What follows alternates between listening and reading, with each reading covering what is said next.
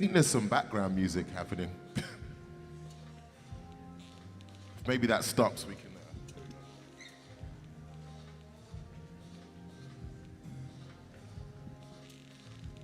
I'm loving the background music, but I'm gonna wait for it to stop. Beautiful. What's up, Troxy? Woo! Thank you so much. It's amazing to see so many of you here. And if you, like me, have kind of lived in a world where we're terrified by what we're seeing on our phone and it can be very isolating, it's just cathartic to be in a room full of kindred spirits, right? So make some noise for yourselves. Thank you.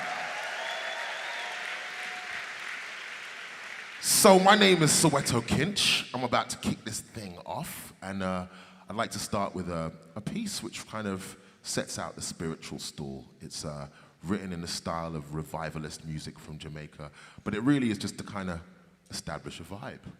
And this first piece is called Revival Time.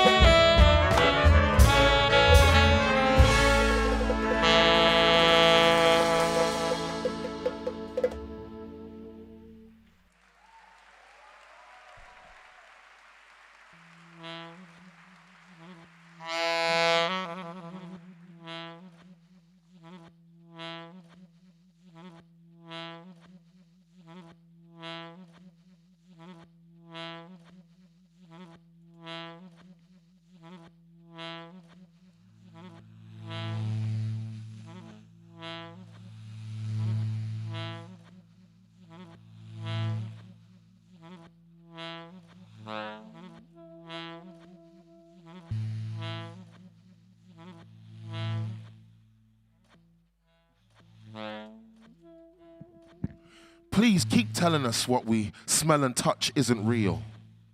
When the face behind the mask shows all the lies they spin are revealed. Show me the difference between a human and a human shield, and I'll show you a human that hears and sees a soul but doesn't feel. They call you a terrorist because you have 7 seconds before we bring death. Turn your lands to desert and distended ribs. Detonations on every strip because you are a terrorist. Every second you open your eyes, smell death in the midst. We poison the soul so no descendants can live.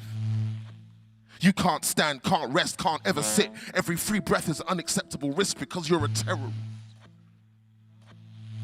Send us the necessary Elbit assembly kits. All the dividends from weapons shipped. BAE systems embedded with benefits. Lockheed Martin's extra revenue kicks. All because you lot are... Every few seconds, children die. White phosphorus fills the skies because they need a bigger pie. Take your assets, liquidize them. So why would you guys be sympathizers? Just a second, guys. Your conscience and your set of eyes is making some people feel terrorized. So if you could just turn away from the children and let them die. That's why they want to render you silent. They could bury every sentient child and just claim it's centuries in a cycle of non-ending violence. Well, this is where the lies end. Said this is where the lies end. We can live together and just defy them. They call some human animals, so more must die. But Wahel Dadu's eyes proved it was all a lie. So Israel's defense is swift and brutal, but Palestinians just seem to die, and it's the usual. Please keep telling us what we smell and touch isn't real when you're showing the face behind the mask and the lies that they spin revealed. Show me the difference between a human and a human shield, and I'll show you a human being that sees another soul and doesn't feel. So remember to feel. Remember their names. Remember our blood runs and our heart beats the same.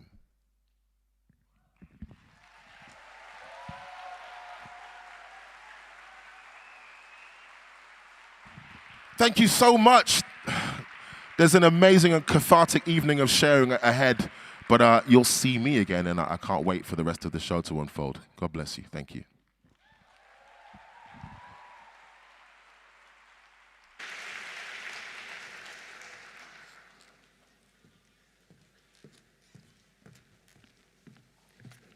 Hello.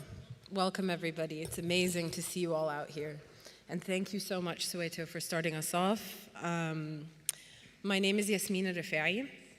I'm a producer of the Palestine Festival of Literature.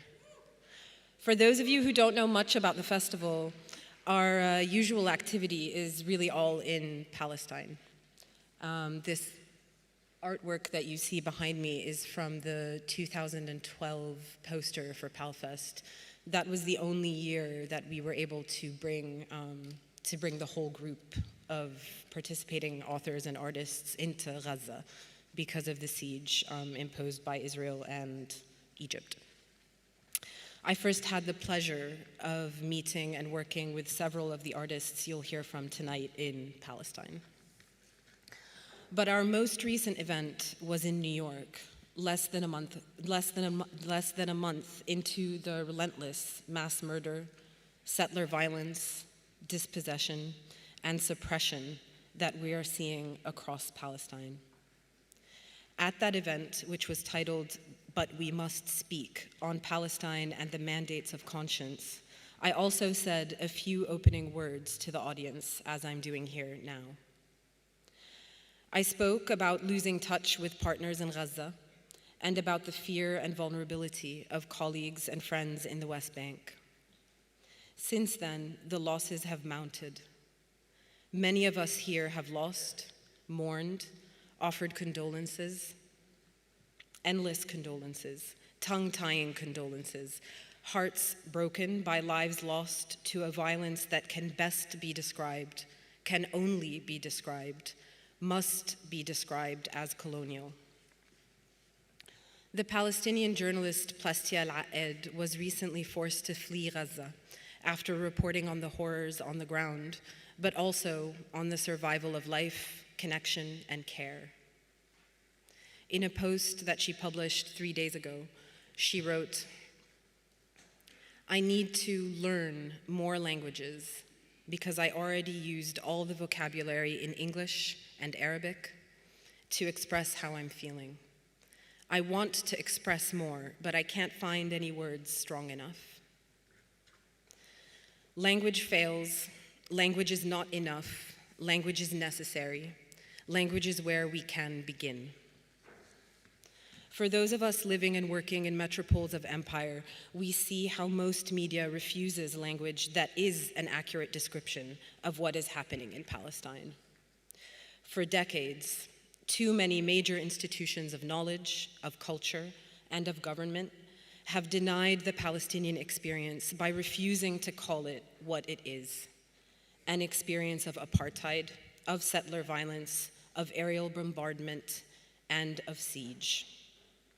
This splitting away of language from reality, this failure to call things what they are, is what has brought us to where we are today, where Israel's stated genocidal intent, its killing of nearly 20,000 people, and the displacement and starvation of nearly 2 million others is still not enough for the world's most powerful governments to call for a ceasefire.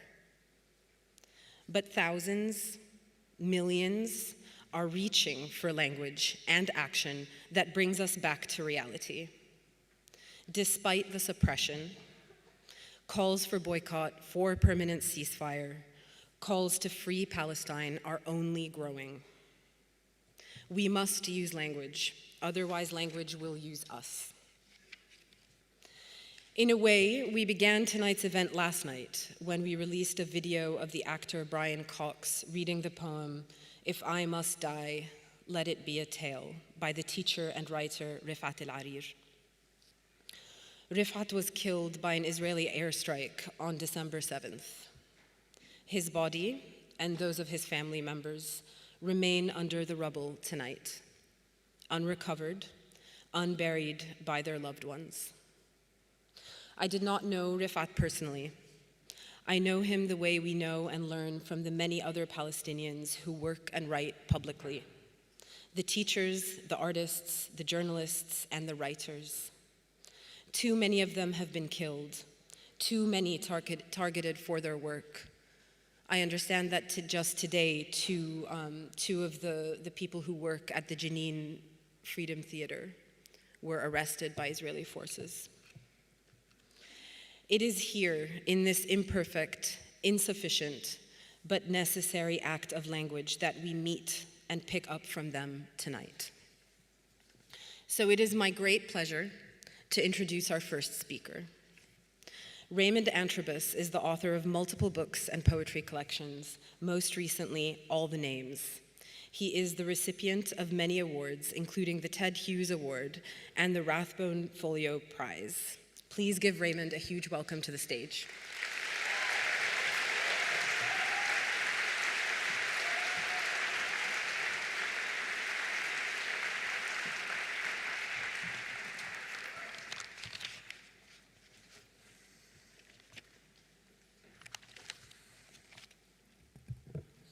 Hello.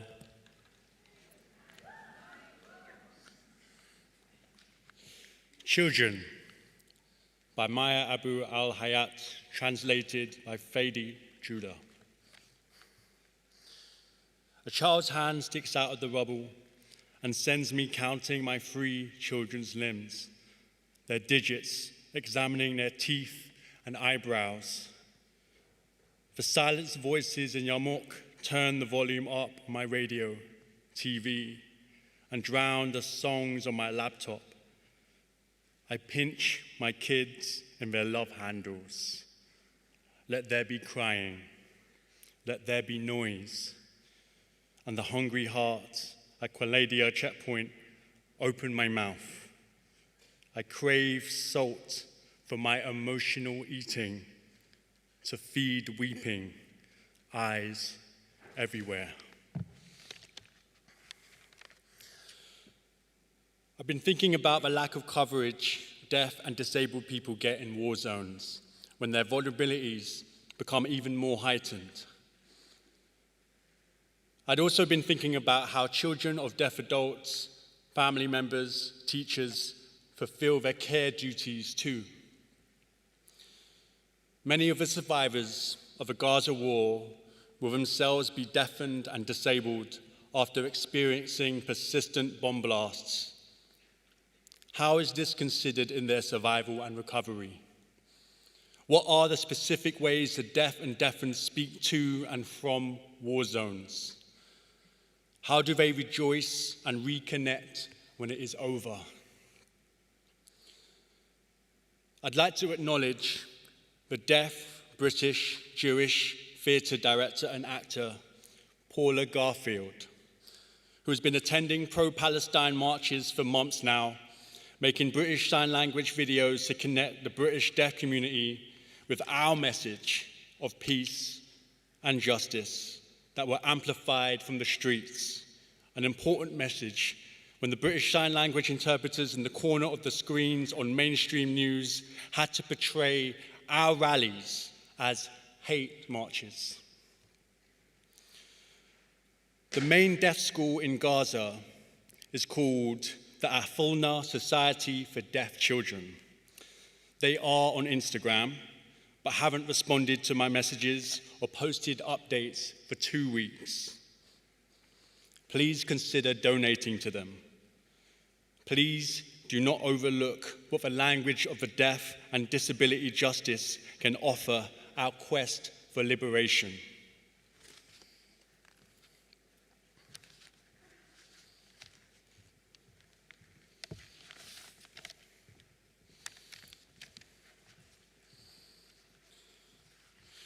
This is what my voice looks like on Petra's hands. In 2018, I was living in the United States and wanting to learn some signs in American Sign Language. I learned the word alive. You have to be careful with this sign because it's close to the BSL sign for toilet.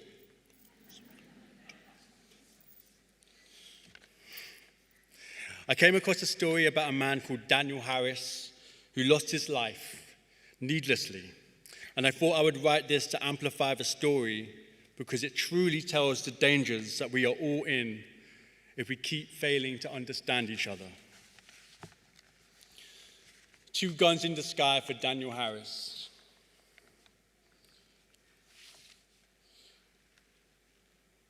When Daniel Harris steps out of his car, the police officer was waiting, gun raised. I used the past tense, though this is irrelevant in Daniel's language, which is sign.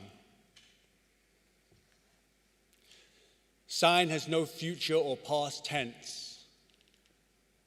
It is a present language. You are never more present than when a gun is pointed at you.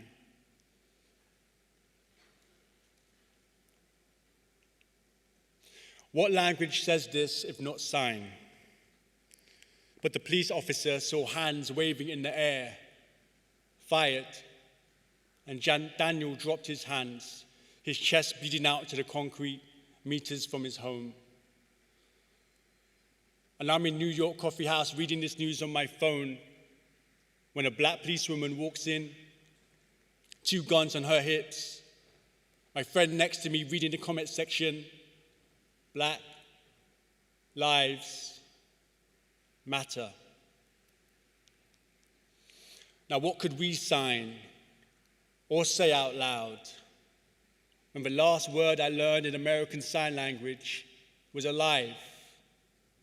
Alive. Both thumbs pointing at your lower abdominal, index fingers pointing up like 2 guns in the sky.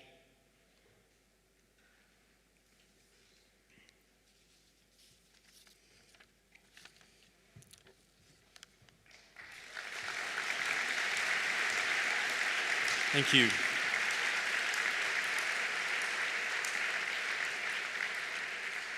Tonight, The Gazan poet Mossab Abu Toa is reading the poems of his friends and mentors, the poets who were killed by the IDF in the past week, Dr. Rafid Alier and Doa Al-Marsi. Mossab has been calling for poetry institutions and publishers to do more. The same institutions and publishers that came out for Ukraine with poetry anthologies and children's books have gone silent. The contrast is stark. We lost the great Benjamin Zephaniah last week. There were two things he said he wanted to see in his lifetime: a free South Africa and a free Palestine. If poetry is not about truth and justice, I don't know what is. This poem is by Mossab Abu Toa, Sobbing Without Sound. It is always a privilege to be heard. Thank you so much for listening. I wish I could wake up and find the electricity on all day. I wish I could hear the birds sing again, no shooting and no buzzing drones. I wish my desk would call me to hold my pen and write again, or at least plow through a novel, revisit a poem, or read a play. All around me are nothing but silent walls and people sobbing without sound.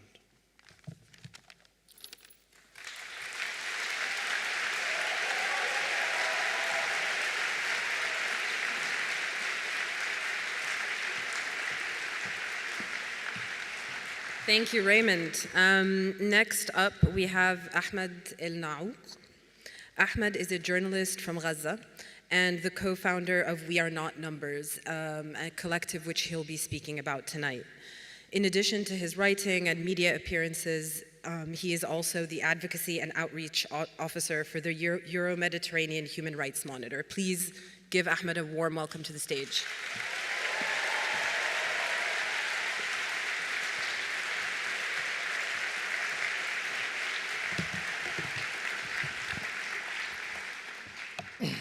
Thank you very much, everyone.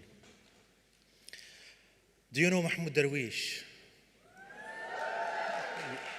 Mahmoud Darwish is a Palestinian poet and a legend.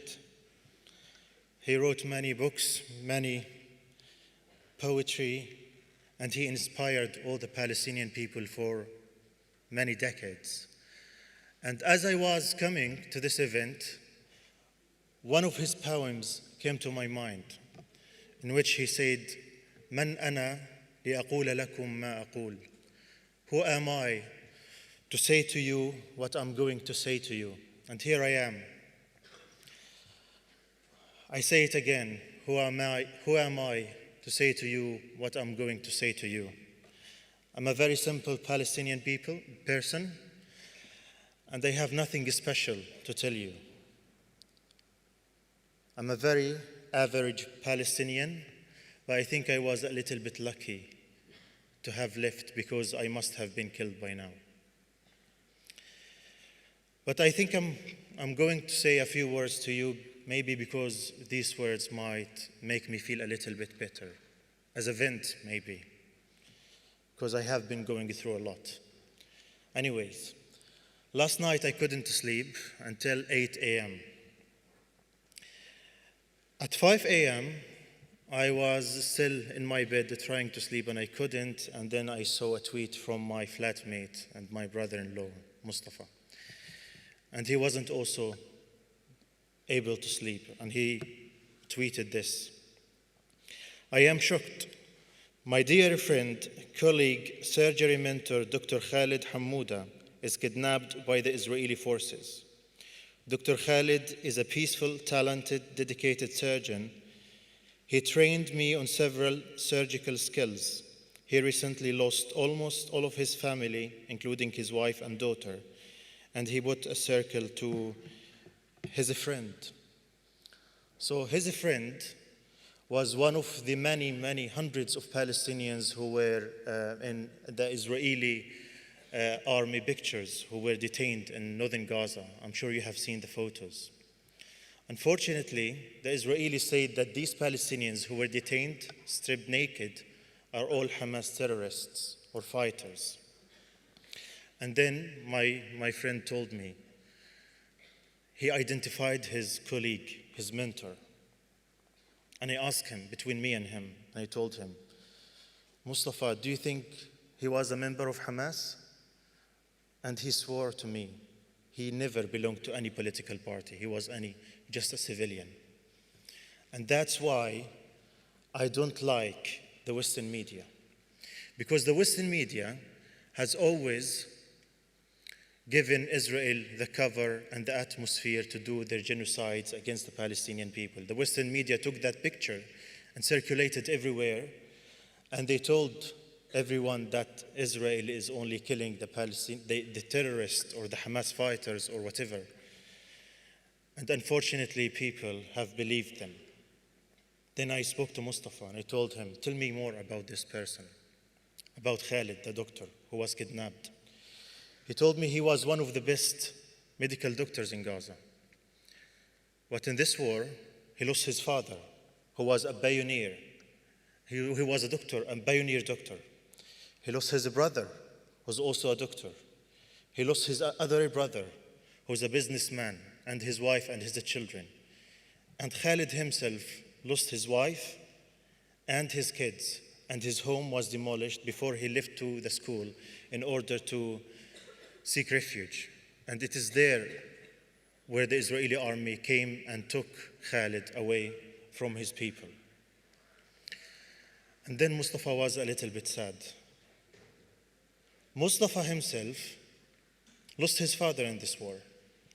And he told me, his father was also a medical doctor, a pioneer medical doctor, and he told me something that hurts me a lot. He told me that every time he posts about his father, he feels embarrassed because he can't compare his tragedy to other Palestinians who have lost many, many family members. So it eventually became losing only one family member too little to talk about them or to post about them. And I know Mustafa said that because he knows my story.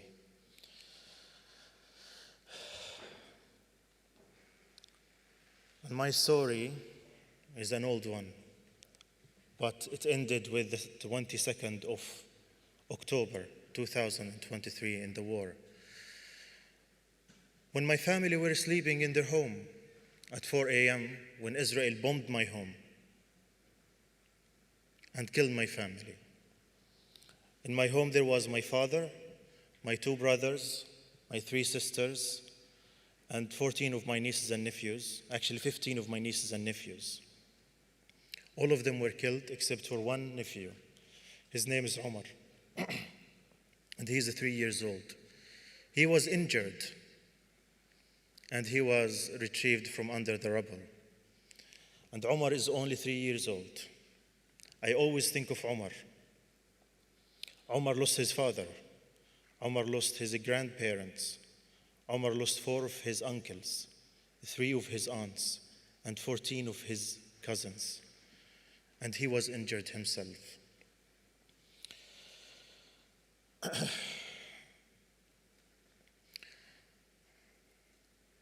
So when this happened to my family, I decided not to stay silent. I decided to challenge the Western media and how they talk about the Palestinian people. Because I know the theme of today is about the fall of the empires. And I believe that the biggest empire that have been subjecting the Palestinian people to humiliation and subjugation and oppression is the empire of the Israeli propaganda and media. So I decided to talk about my family and to post about them. I talked about my father, who's 75 years old, who was born only a few months after the Nakba. And he has endured all the atrocities that Israel has committed against the Palestinian people. He has endured the war in 1967, the occupation of the Gaza Strip, the Second Intifada, the First Intifada, the war in 2008, the war in 2012, the war in 2014, the war in 2019, the war in 2021, and the war in 2023. And I wrote about them. And I posted about them day and night until people get to know my story, get to know my family. And there, where the Western media came, they started calling me every now and then to have me interviewed by one of their anchors. And unfortunately, their interviews were more humiliating and descending than I ever could imagine. I'll give you an example. In one of the interviews, I told one of the anchors, the hosts, that I lost 21 family members, including 14 kids, my nieces and nephews. And he told me, they're just collateral damage.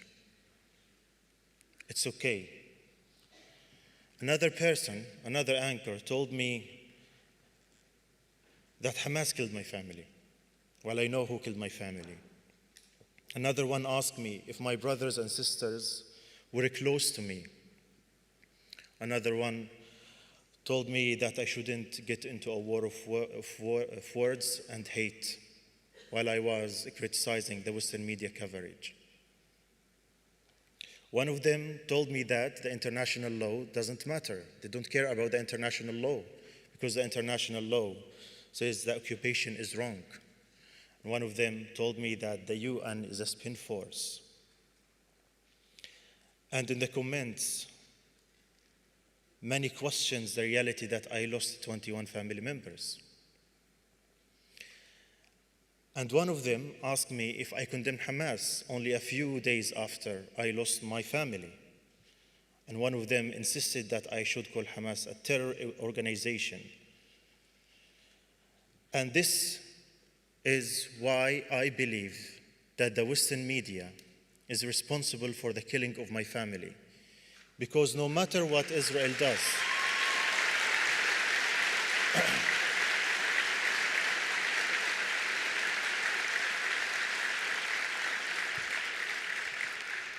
because no matter what Israel does over the past 75 years, no matter what Israel does, it is always their actions are justified by the Western media, that the Palestinians are terrorists, that the Palestinians are anti-Semite, that the Palestinians don't deserve democracy or life, that the Palestinians should never have their own sovereignty over their own lands. It is always the Palestinians die and the Israelis are killed and massacred. It is always the Palestinian people are collateral damage. It is always the Palestinian innocent, the children don't matter because they're not white. And that's why I will not forgive the Western media. I will never forgive the Western media. And I believe us, the Palestinians, we have been defying the Western media for a long time, and now we are using social media to defy the narrative of the Western media, and we are making a huge success.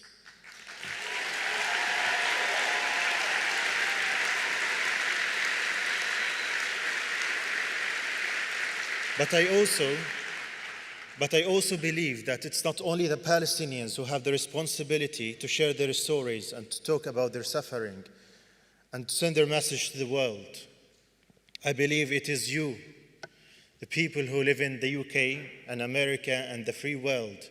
You have even a bigger responsibility towards the Palestinian people to share their stories.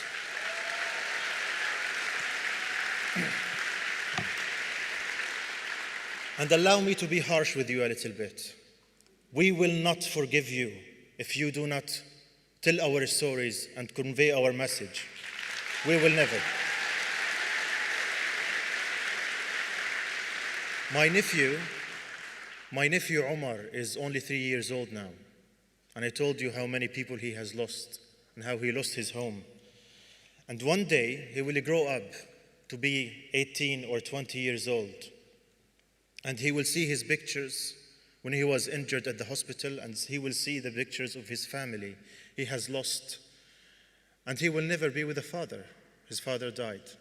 It's one day when he grows up, he will come maybe here to London, and he will ask you, what have you done after you heard the story of my family? I leave this with you. Thank you very much.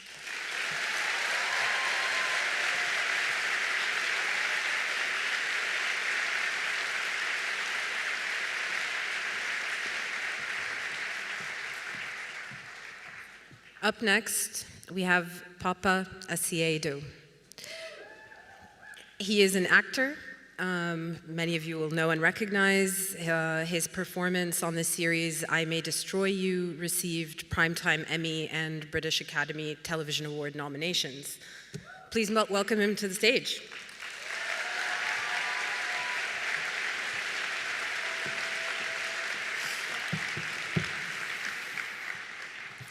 Hello everyone, what's poppin'? As she just said, my name's Paapa Essiedu. I want to start by saying what an honor and a privilege it is to be amongst all of you today, and how moved and affected and inspired I've been already by the words and the sounds that I've heard from people already today. Now, I'm predominantly an actor, but I prefer to refer to myself as an artist because I don't like to restrict what I expect of myself.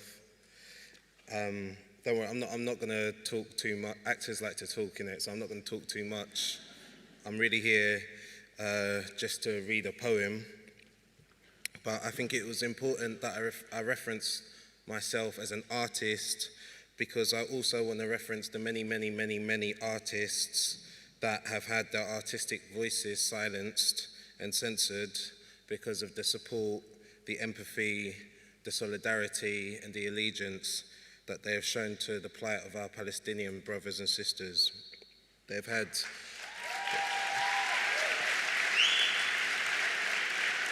They have had exhibitions shut down, they've had festivals cancelled, they have had book launches called off, all for expressing the most basic of emotions, love, in the name of those who so deserve it.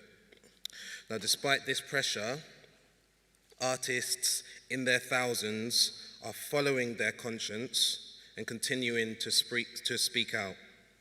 Freedom of expression, as enshrined in the Human Rights Act and the European Convention of Human Rights, is the backbone of our creative lives and is fundamental to our democracy.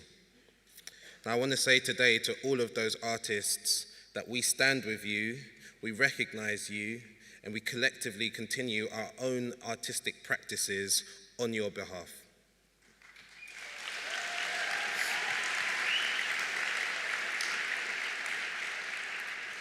So today I'm reading a poem written by a Palestinian poet, teacher, and novelist, Hiba Abu Nada.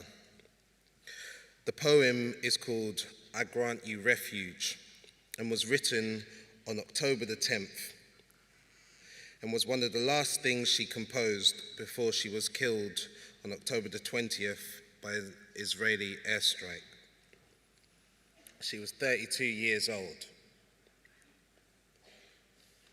I hold her memory in my heart right now and celebrate the depth of her artistry by sharing with you her poem. I'd also like to express deepest gratitude to Huda Fakhruddin for her incredible translation from the original Arabic. So it's called I Grant You Refuge. I grant you refuge in invocation and prayer. I bless the neighborhood and the minaret to guard them from the rocket. From the moment it's a general's command until it becomes a raid. I grant you and the little ones refuge. the little ones, who change the rocket's course before it lands with their smiles. I grant you and the little ones refuge. The little ones, now asleep like chicks in a nest. They don't walk in their sleep toward dreams. They know death lurks outside the house. Their mother's tears are now doves, following them, trailing behind every coffin. I grant the father refuge, the little one's father, who holds the house upright when it tilts after the bombs. He implores the moment of death, have mercy, spare me a little while. For their sake, I've learned to love my life. Grant them a death as beautiful as they are. I grant you refuge from hurt and death. Refuge in the glory of our siege, here in the belly of the whale. Our streets exalt God with every bomb. They pray for the mosques and the houses. And every time the bombing begins in the north, our supplications rise in the south. I grant you refuge from hurt and suffering. With words of sacred scripture, I shield the oranges from the sting of phosphorus and the shades of cloud from the smog. I grant you refuge in knowing that the dust will clear, and they who fell in love and died together will one day laugh. Thank you.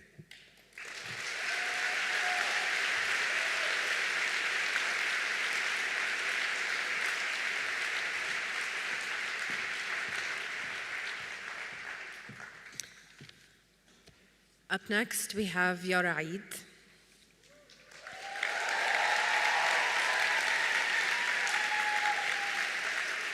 For those of you who don't know her already, Yara is a journalist and human rights advocate from Gaza. She's based here in London now, and many of you will have seen her across various media in the last few weeks, if not before. So please help us bring her onto the stage.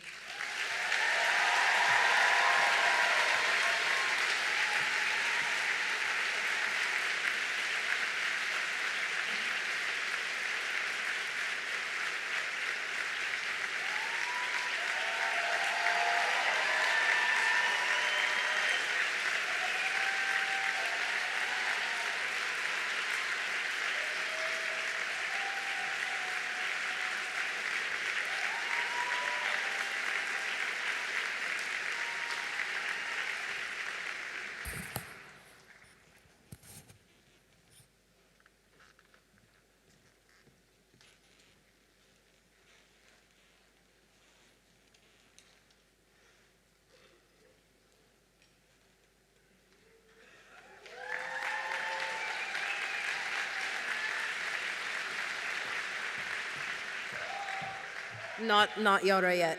Sorry, could someone indicate to me if we're going to have the photographs going or not?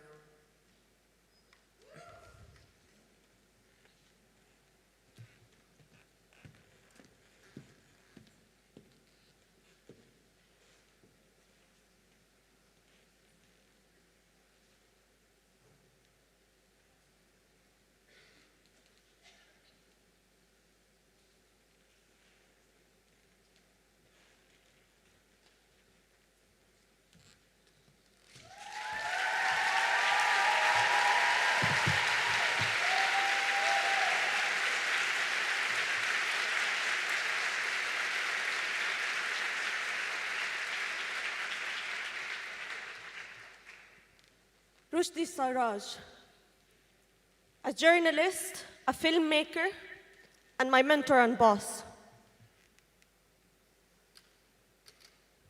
Zaina Eid, 2 years old, an only child, my cousin's daughter. Ibrahim Lafi, a photojournalist, a photographer, and my best friend. Dr. Omar Khorshid, Dr. Omar Saqallah, an optician and the head of Khorshid Optical Center in Gaza. Dr. Yara Eid, a dentist, a bride-to-be, and my cousin. Dr. Rifat Al-Ar'ir, a poet, a writer, and an academic.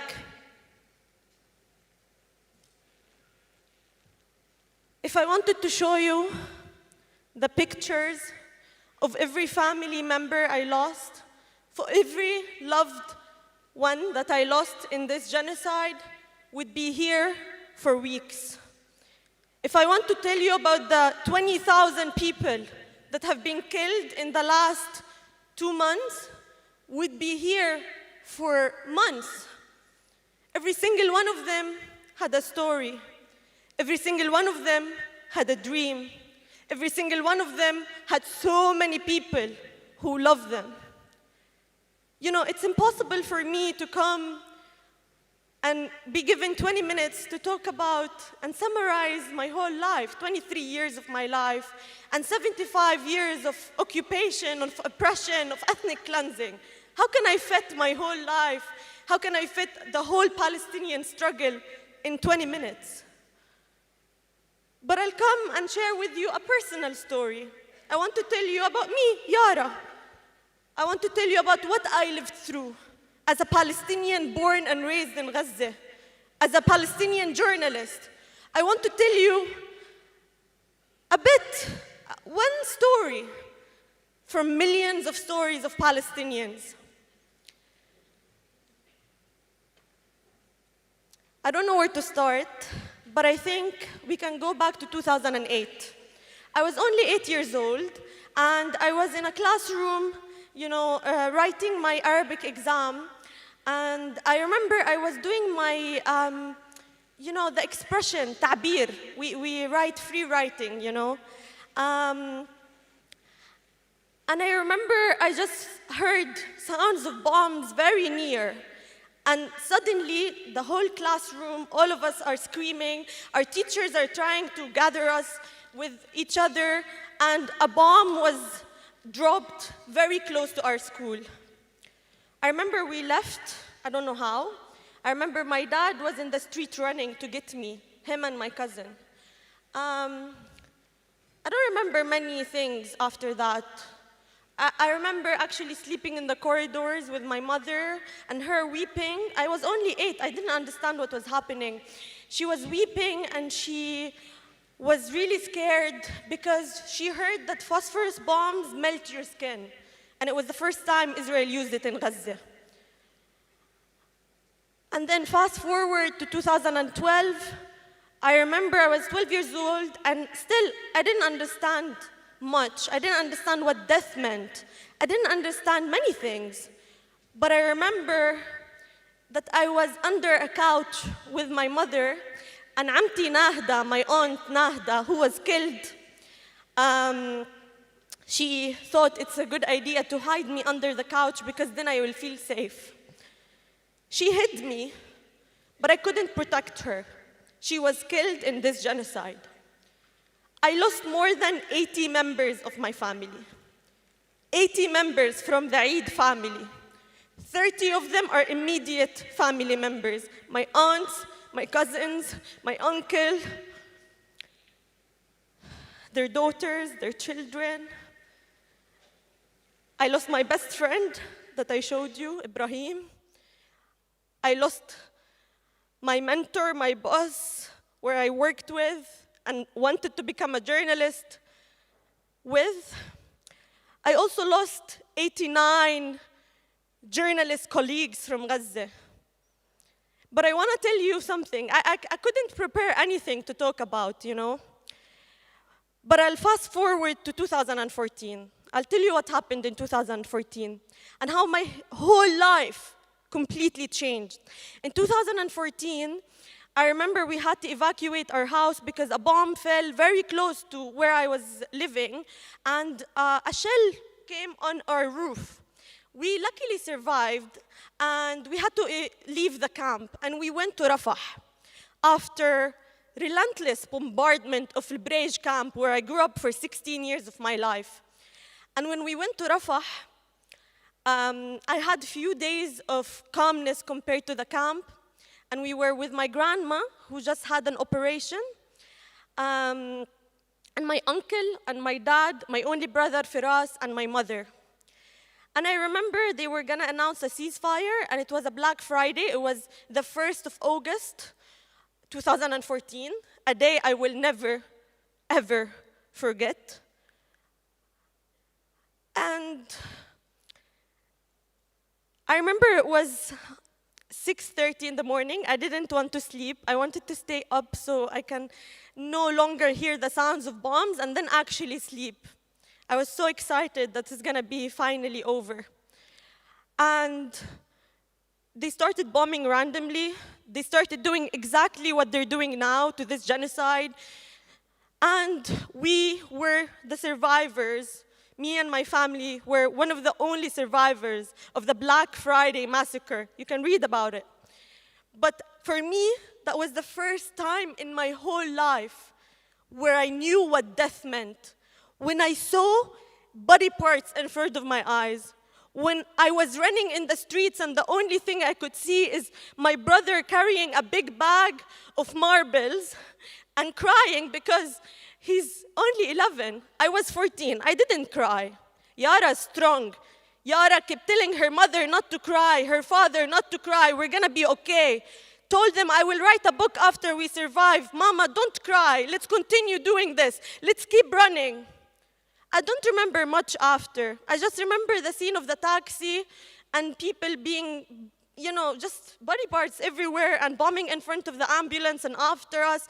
And I don't even know how I survived. I don't know. Somehow, that aggression ended and I survived. But I dropped out of school and I entered the hospital. Yara, so strong, not so strong anymore. 14 years old, after all. My body was shutting down. I couldn't eat. I couldn't drink. I had to be hospitalized for a month. I was suffering from severe traumatic experience. I can't even say post-traumatic stress disorder because it wasn't post. I was still in Gaza. I was lucky. I had the support around me. I was lucky I managed to leave, and this is not about me. But I want you to know that surviving that massacre shaped everything about me in my whole life. I completely became a new person. I didn't want to study politics. I didn't want to become a journalist. I didn't want to leave home. I didn't want to come to the UK. I wanted to be with my family. I wanted to be with my only brother. I wanted to spend time drinking mint tea in the morning. But actually, I had to leave. And I left in 2016 because I decided I have to do something for my people so no child can ever witness what I witnessed. No child needs to know what loss is, what death is at the age of 14. No child. And I left. And I kept for every single day. I'm there, I'm trying to dedicate my life for my people, for our struggle, to talk about what's happening to us. I wanted to become a UN Peace Ambassador. Yeah, you can laugh. It's okay. Yeah. A UN Peace Ambassador. I thought I'm gonna make peace by being part of the UN. And then, no, I swear, you can Google it. It was all over the news. And then, I thought, okay, you know what? No, Yara, you need to do something more, you're gonna have to do something more stronger, So I decided I'm gonna study law, international law, and I'm gonna take Israel to the ICC. And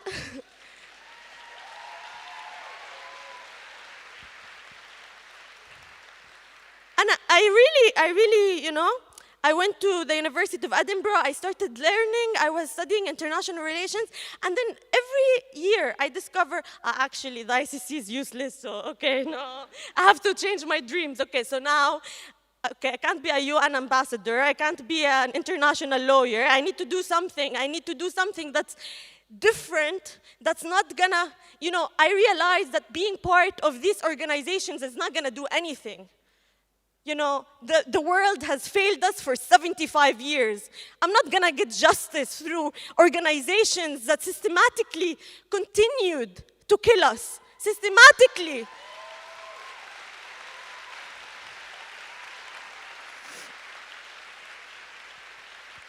And I really believe that we can change what's happening. I believe in people power. I believe that people can pressure governments, can change governments, but all of these international organization media, blah, blah, blah, blah, blah.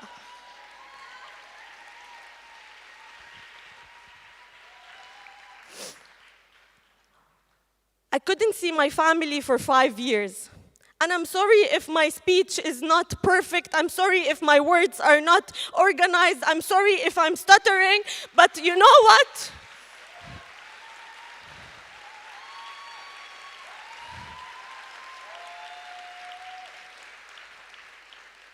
How can I organize my thoughts when my whole world has been obliterated? How can I organize my speech when every single person I love has been killed? How can I organize my thoughts and anything when my country is being erased? How can I even stand in front of you and talk to you knowing that any moment I need to check my phone because actually someone else is gonna be killed the next moment? And I wanted to look at the timer. I don't know how long I've been speaking, but I want to tell you something.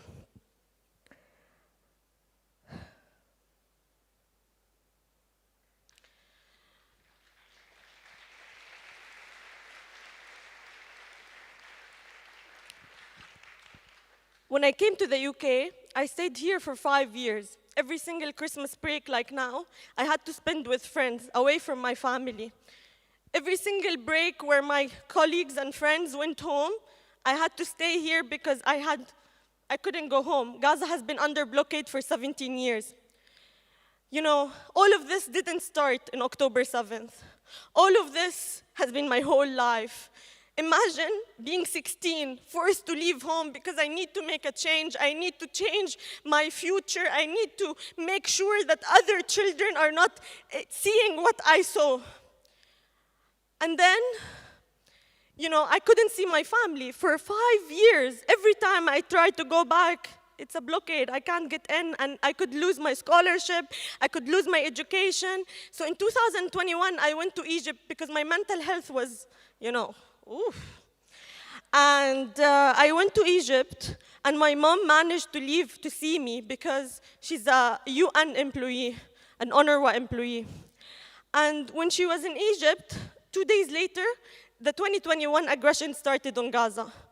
And I almost lost my father and brother because a bomb fell on our neighbor's house again in 2021, being away from home. And I thought my dad was killed because for 30 minutes I had no news about my family. After that, I realized that I have to stop everything and I have to go to Gaza, I took a gap year from my studies and I went to Gaza and I spent a year there. I was with my family. That's when I started working as a journalist. That's the year where Shireen Abu Akleh was killed, the veteran Palestinian journalist. And by the way, this is all pre-October 7th. She was killed and so many were born. So many Palestinian journalists were born after Shireen's death.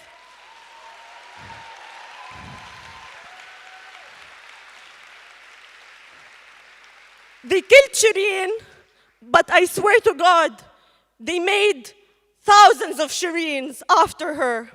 And I know that's how I became a journalist. That's how I started working with Ain Media, and that's how I covered the 2022 aggression in Gaza with my colleagues, Rushdie and Ibrahim, who have been killed, and my other 2 colleagues who are still been missing. And they keep killing journalists, they keep targeting us because they know we're the voice of truth. They know we will expose them. They know we will share our stories. They know they're so threatened by our pictures. They're so threatened by our images, by our word. But none of these people who have been killed were part of Hamas as they claim to be. Actually, Rushdie was a UN former employee. Ibrahim was 21. He's my best friend. My family, 17 of the children who were killed, 17. None of them were Hamas. They've been killing us since literally since 1948. And what I witnessed when I went back to Gaza and managed to see my family after 6 years and everything, my whole life changed. But I couldn't believe that soon after I just graduated, that a genocide will start in my home. And so many people will be killed. So many loved ones, so many stories. I swear, I can be here all night to tell you about their dreams, their ambitions, how loved they were, and how in Gaza specifically, everyone knows everyone. So for the 20,000 people who have been killed, I swear to God, I know every single one of them through, it's either a friend of a friend or a father of my cousin, or we're all connected. When I wake up in Gaza and I go to the shop, I have to pass by the grocery man, Abu Ramzi, and talk to him and say good morning to Ahmed. Then I will go and get falafel from Ammu Abu Saeed. Then I will go on and have lunch with my family, with my friends, go to the beach. Gaza, you've seen it, you've heard about it now. But Gaza has always been there. We've always had lives. We've always had dreams. We've always, despite the occupation, despite the blockade, despite everything that was happening, I swear we never seized a moment to not smile, to not love life and keep going. Every time I was about to give up, I get so embarrassed by my relatives and friends in Gaza. I'm like, how can I give up? Their hope, their determination, their strength is what keeps me going. But I need you to know that they're humans just like you. And I promise, some of my favorite memories in the whole world are in Gaza. Gaza is the most beautiful place on earth, despite its destruction, despite them trying to erase us, despite them trying to completely obliterate our stories and completely remove our lineage from this world. I promise, if you've met a Gazan, if you've met a Palestinian, you know. You know.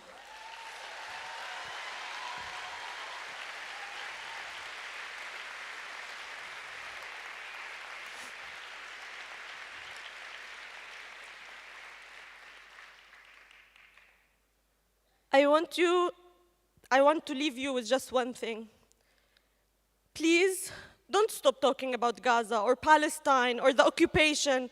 When this stops, when this genocide ends, when there are more than 50,000 people injured, these lives, I don't know how we were gonna continue our lives, We're ordinary people just like you.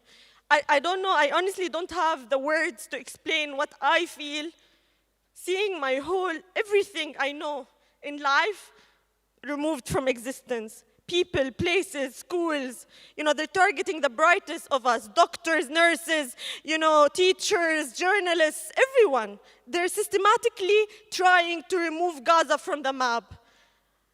But you can't change this. You can't give up on us now. You can't stop talking about Gaza and Palestine. You have to keep demanding for a ceasefire. You have to keep demanding.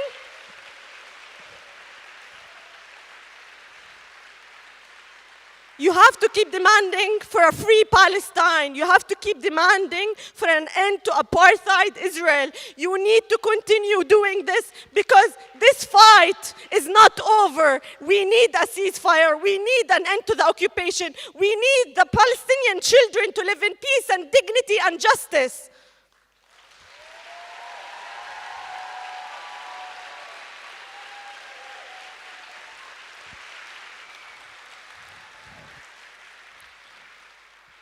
just one thing: don't underestimate the power you hold. Don't let Israel make you think that you cannot do anything. Every single one of you here, and whoever is watching, every single free human on this planet needs to fight for the justice and peace of Palestinians and our dignity and a free Palestine.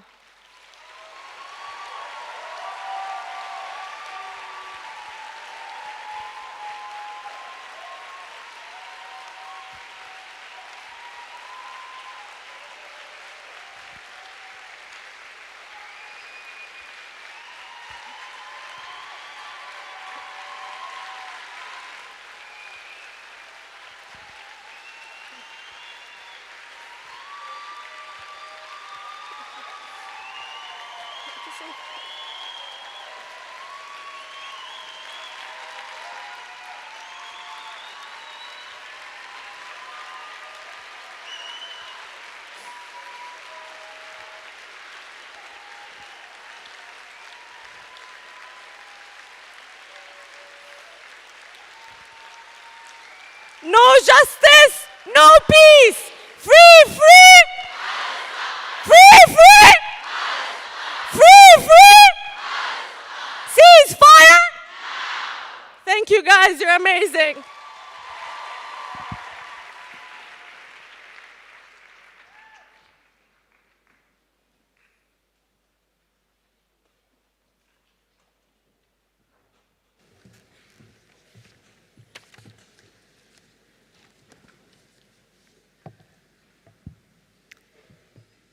It is my enormous pleasure to introduce Morgan Bassichis.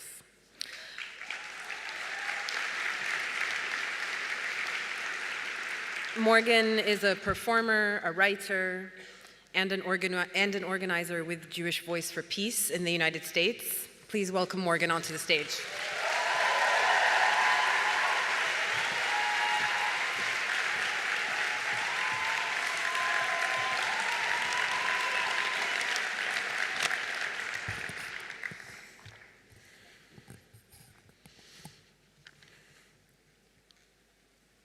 I am so honored to be here tonight as one of hundreds of thousands of anti-Zionist Jews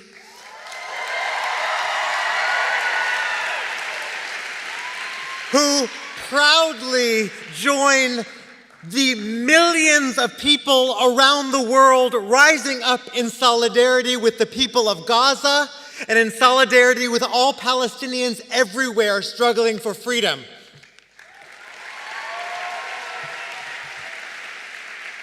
We refuse to stand by silently as Israel inflicts unimaginable violence against the 2.3 million people of Gaza who have been under blockade since 2007, the majority of whom are already refugees from the Nakba. As Israel murders thousands of Gazan children, elders, journalists, poets, parents, doctors, teachers, entire families. So many still trapped under the rubble, so many starving, so many ill with no medical care to speak of. We grieve every single life, a whole world. And it is from this grief that we denounce 75 years of Israeli apartheid and occupation that created the conditions for this crisis. With our whole beings, we reject Zionism itself as a racist and colonial ideology.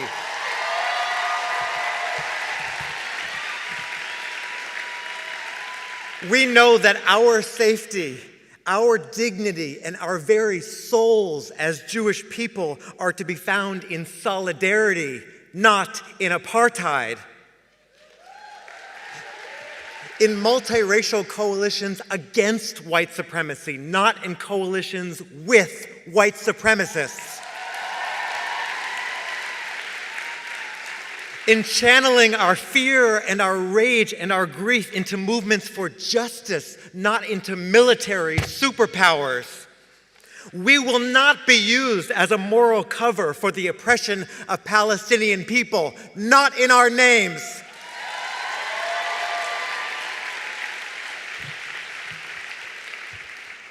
I flew here directly from Washington, D.C., where I had the great honor to support 18 elder Jewish women, the eldest aged 81, as they chained themselves to the White House to demand that President Biden stop this genocide and call for an immediate and permanent ceasefire.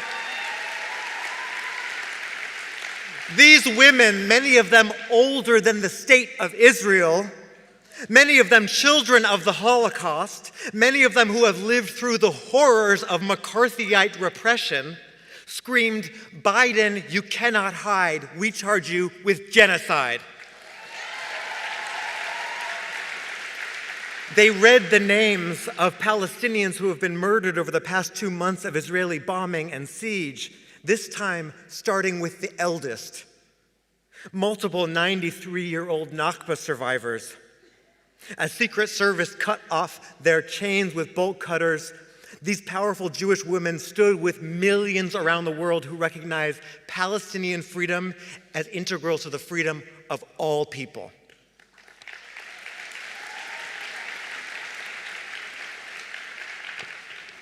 While American media tries to characterize the massive growth of anti-Zionism amongst American Jews as merely a marginal position amongst young people, we know better. It is not a generational rift. It is an intergenerational legacy. We are proud to come from generations of Jews who opposed each and every form of oppression, including Zionism, who saw Zionism for what it was, a false solution to the crimes of European anti-Semitism that would be used to dispossess indigenous Palestinians of their land, who connected their own activism against racism and patriarchy at home to wars and colonialism abroad, and saw a common enemy: white supremacy and empire.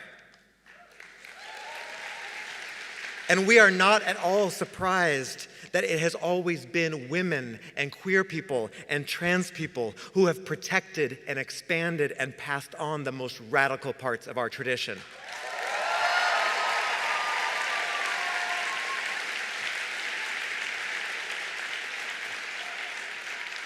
All of our work building a thriving Jewish anti-Zionism is just one part of a broader movement for social justice made possible by the courage and the refusal of our movement elders who struggled and still struggle for Black liberation, indigenous sovereignty, decolonization, AIDS funding and treatment, prison abolition, reproductive justice, an end to war, and more.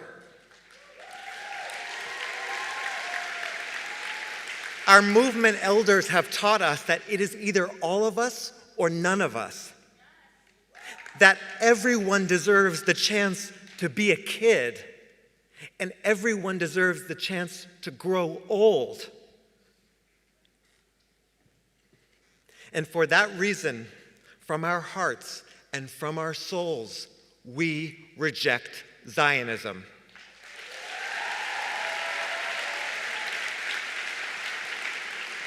Because it has been used as the premise for over 75 years of Palestinian dispossession, exile, and death. Because it tries desperately to conflate Judaism with Zionism, when Judaism is our thousands-year-old rich tradition and Israel is a 75-year-old settler colonial apartheid state.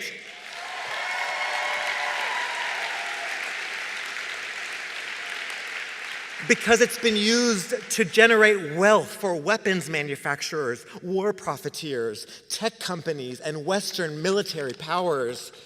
Because it makes freedom chants on college campuses somehow more controversial than an actual genocide that is actually happening before our eyes now.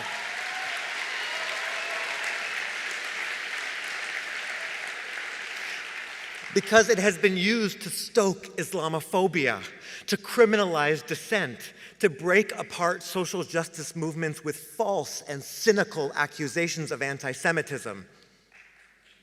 Because it has been used to flatten diverse Jewish lives and traditions and histories and pain and turn them into tools of oppression. Because it has been used to harm Mizrahi and Sephardi Jews, separating them from their home countries and cultures, positioning Palestinian people and Jewish people of Arab descent on the opposite sides of a colonial regime, instead of as neighbors who have lived together for generations.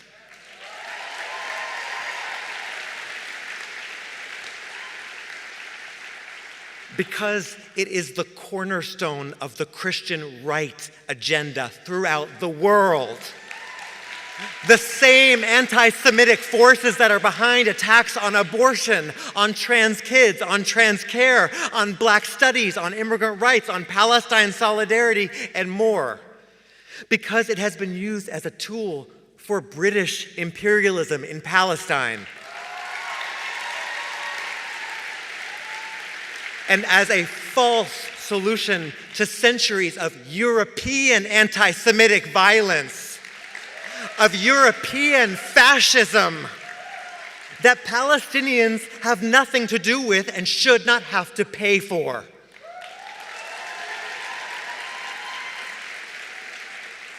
Because if you really care about Jewish safety and about anti-Semitism, you would fight fascism, and you would fight white supremacy, and you would fight austerity, and you would fight militarism. You would not fight Palestinians.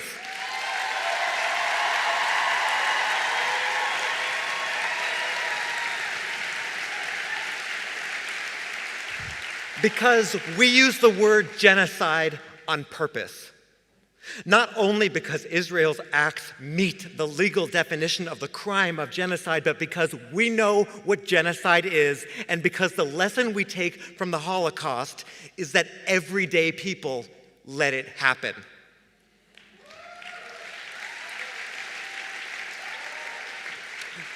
Because we must let the life or death of Palestinian people be more urgent than our fear of being criticized, being ostracized, or being fired.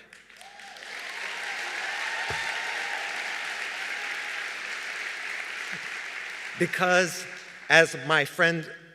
history will judge us by what we do and what we do not do now.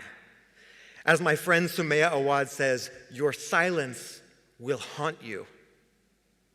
The Israeli government wants the public to believe that they speak on behalf of all Jews. But here's the truth. In the past 2 months, we have organized the largest demonstrations of Jewish people in solidarity with Palestinian freedom in history. We have poured into the streets and locked down congressional offices and shut down train stations and blocked bridges and taken over the nation's capital to say no business as usual while the U.S. is arming and funding the genocide of the Palestinian people.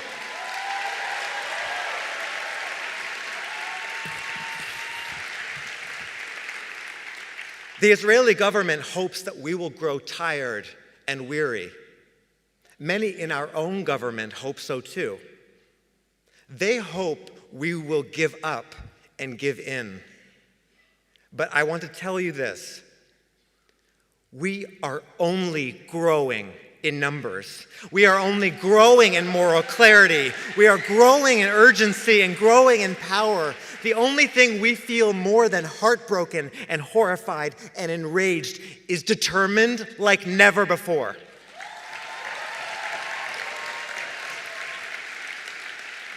As thousands are chanting around the world, we are not freeing Palestine. Palestine is freeing us.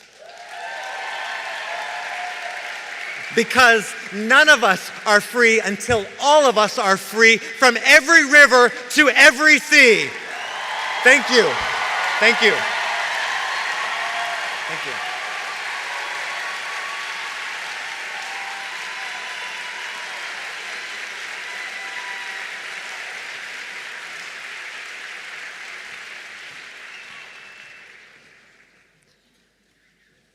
So before I introduce our next artist, I just want to draw your attention to the art that's behind me, which what you're seeing is a painting by the artist Mohammed Sami Kriqa. Mohammed, in addition to being a painter and an artist, was a youth volunteer with the Tamer Educational Institute in Gaza. He was killed in the Israeli shelling of Al Ahli Hospital in October, now more than a month ago. Allah yarhamu. Now, it is with great pleasure that I introduce Sabrina Mahfouz. Sabrina is a playwright, a poet, a lyricist, and a screenwriter, and an old friend of the festival. Please welcome Sabrina.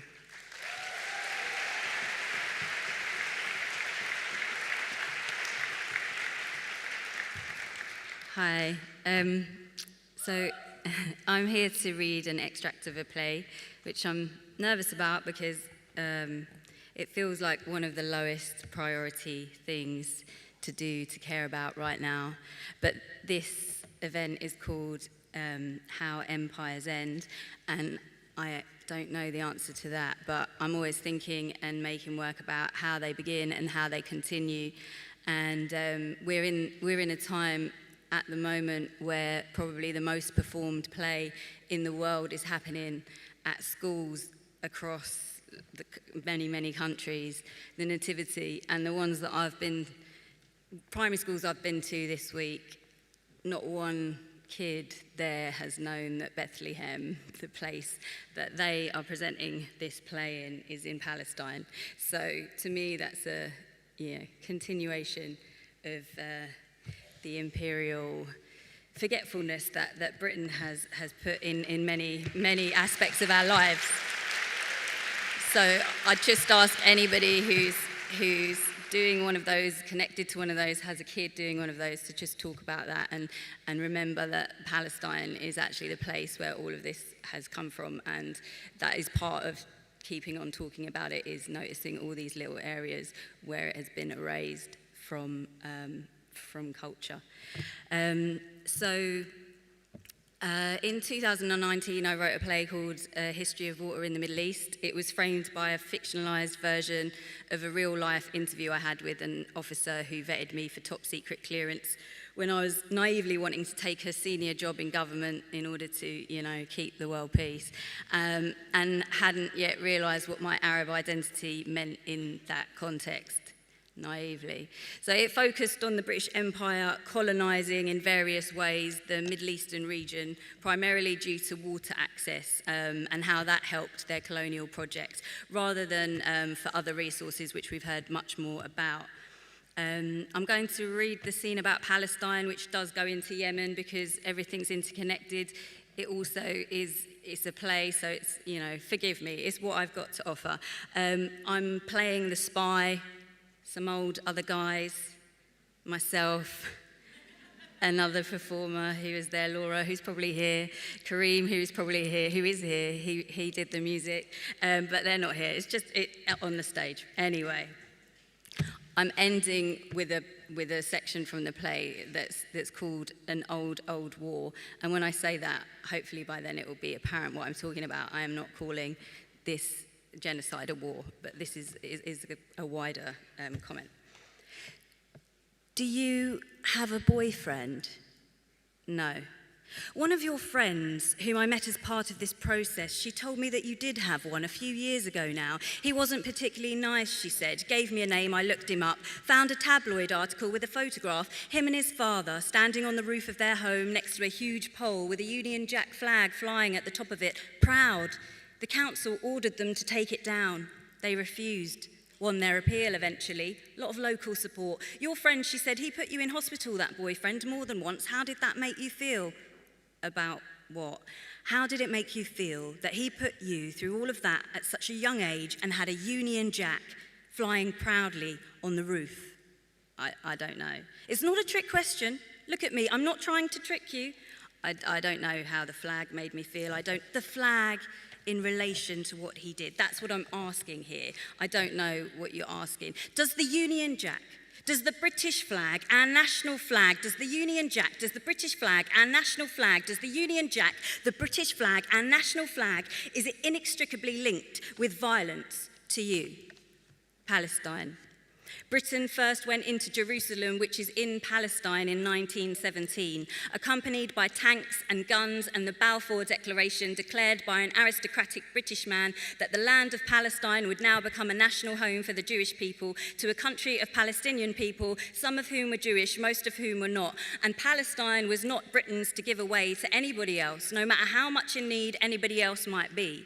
Of course, that was a very small part of the reason Britain did what they did. Britain wanted northeast access to the Suez. It wanted a base next to Egypt. It needed to appease a lot of people because it had made a lot of promises it couldn't keep, and now they were fucked. So they fucked over everyone else, and it's still a complete fucking mess, yes. By 2020, once again, next year, Gaza's water crisis might make it completely uninhabitable. This is predicted not actually because it has no water, of course. The Strip is a stretch of beach right across the Mediterranean Sea, that place of turquoise peace and white stone-housed holidays on hills frilled with lavender, and Israel does not allow them desalination or aquifers or new wells, because to get them they have to apply, and the applications are denied. And I'm telling you, it's not just Gaza. Ramallah, the administrative capital of Palestine, whilst it is not allowed an actual capital, which would be East Jerusalem, which is in territory that the United Nations, even the United Kingdom, but not the United States of America,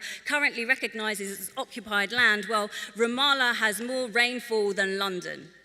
But Israel takes 80% of the water from the West Bank aquifer and is constantly written about as a country who has solved its water scarcity problem with technology and tenacity. In 2011, Israel destroyed 89 water-related structures in the West Bank, including cisterns and wells, demolishing a well so people cannot reach water that has fell from the sky to sustain life. Why? What is the fucking point? Sex with an animal? Wow. It's a standard question. We are looking for anything that might give enemies leverage here, remember. As long as we know it, we can contain it. Bestiality is more common than you might imagine. Now, have you ever had sex with an animal? No, it depends, I suppose. On what? On definitions. And my definition of an animal might be someone else's definition of a hero, a legend, a lost soul seeking solace in a young girl's hair. It might be something that exists only in a cage, something to be eaten or petted, stroked, or thrown onto a bed before you can count how many legs it has. Britain, yes, you are the legs of this operation. You will walk the walk, legs up, down, march them all around. You get, one way or another, 1 leg Egypt, 2 leg Cyprus, 3 leg Iraq, 4 leg Jordan, 5 leg Palestine, 6 leg Saudi, 7 leg Kuwait, 8 leg Qatar, 9 leg Bahrain, 10 leg UAE, 11 leg Oman, 12 leg Yemen.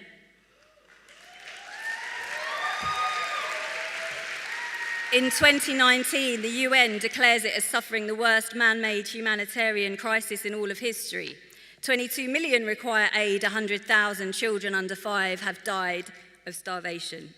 Lines drawn by greed, impatience, and ego on who needs to go home early to say sorry for their infidelity. So can we just draw the line? Can we just get on with it? Because there's not much to it, is there? There's not much more that we're doing here than just drawing a line in the godforsaken sand, is there? This is where they lead. Lockheed Martin, British-American arms manufacturer, makes a bomb that in 2018 killed 40 Yemeni boys on a bus coming back from school. 180 years ago, in 1839, British forces forcibly occupied Aden at the tip of what is now Yemen in order to launch attacks on the pirates attacking British ships bound to and from India. It became one of the most important ports in all the world, to the British, of course. An importance based on water, empire, untouchable power. An importance that took away any independence, any consequence of concentrating all resources to a port before you leave. And then Sana'a, the capital of Yemen, is set to become the first place in the world, followed shortly after the entire country, to officially, completely run out of fresh water. There's statistics that say 98% of Yemeni women have been sexually assaulted during this 4-year drawn-out conflict. This was in 2019. Where will they wash themselves? Will they scrub with sand grains until they regain the glass hours they've lost to lines and legs drawn by lords, made into marble statues soaked with rain and engraved with their grand names for all of time, whilst these women, born to the same earth but emerging from its middle, means they can't even give graves to their children, let alone engrave them. They can't rid their skin of intrusion, invasion, intervention, all the same old war, and no amount of water can wash it away. This is an old, old war. We carry history on our shoulders, we carry history in our hearts. We've carried ourselves over mountains to end up drowning in the sand. This is an old, old war. Blame us for the drought. Blame us for the thunder. Blame us for the waves taking us all under. Burn us for your palace. Burn us for your crown. Burn us for our bodies, taking us all down. This is an old, old war. No, sir, I have never had sex with an animal. Thank you.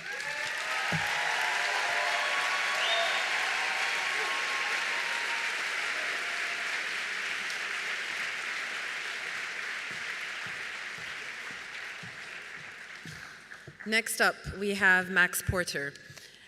Max is an award-winning author of several books, including Grief is the Thing with Feathers, Lanny, and most recently, Shy. Please welcome him to the stage.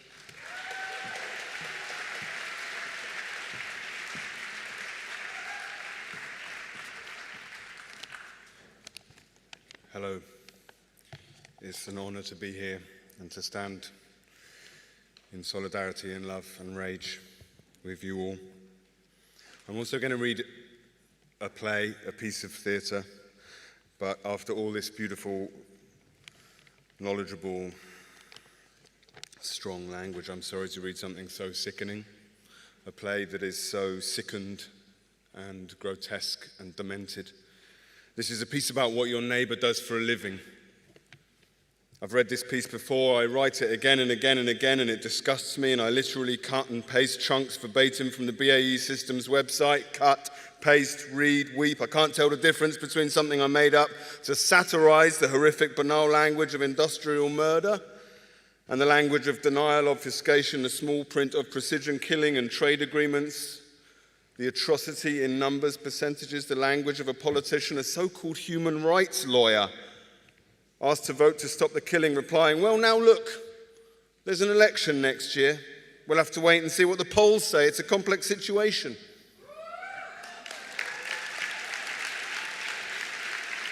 The language of abject, squalid immorality, the language of a sold soul. The numbers keep growing, the technology keeps improving, the race is still on to find better and better ways of killing. Names change, the facts remain the same. Business is booming.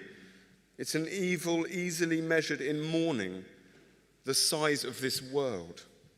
We become one another, we who have spoken with the tongues of arms trade websites and .gov dictacs and tech-fair soundbites and Hansard bleached Westminster gossip, and those who have locked on or given up or never cared or don't yet know or look another way or only just found out and feel it's a bit late to say anything now anyway.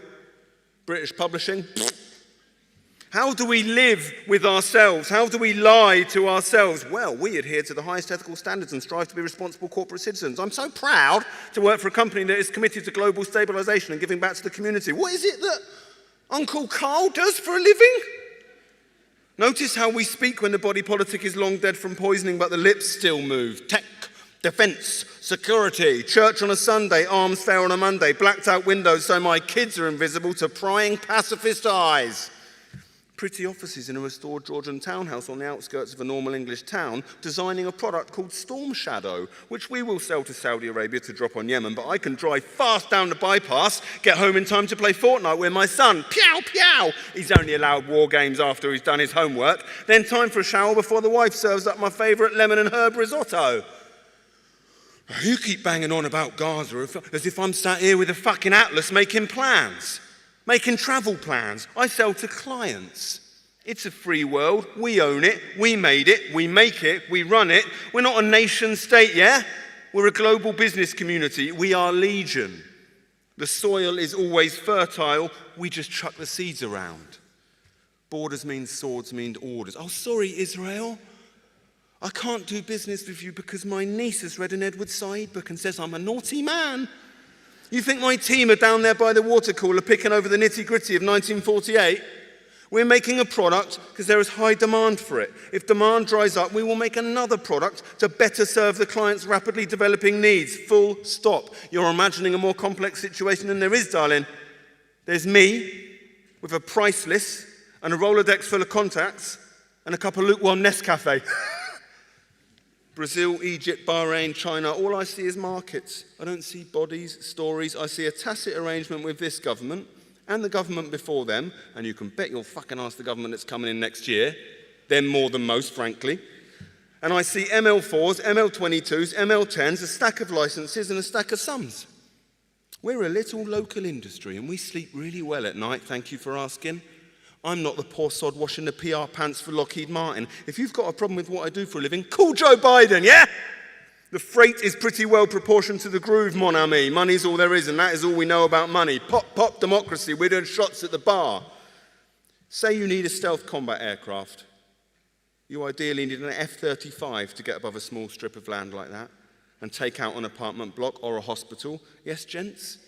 So what do you need if you want an F-35? That's right, you bloody legends, boys, mates, guys, gents, fellas, chaps, chums, you fucking stand-up normal everymen late for work because you stopped for a Costa Coffee on the M4 and had to download a new episode of the Alistair Campbell, Rory Stewart podcast. That's right. If you want to put together an F-35, you need 15% of that bomber's parts, which are made in bloody Britain. And if you snooze, you lose, because it's not getting easier. We're the only fuck who's trafficking freight round here, yeah? Have you met Jemima's dad that I play squash with? Yeah, he made an absolute killing in Syria and spent the pandemic moving it all into PPR and hand sanny. Clever bastard, yeah? The only word I know is yes.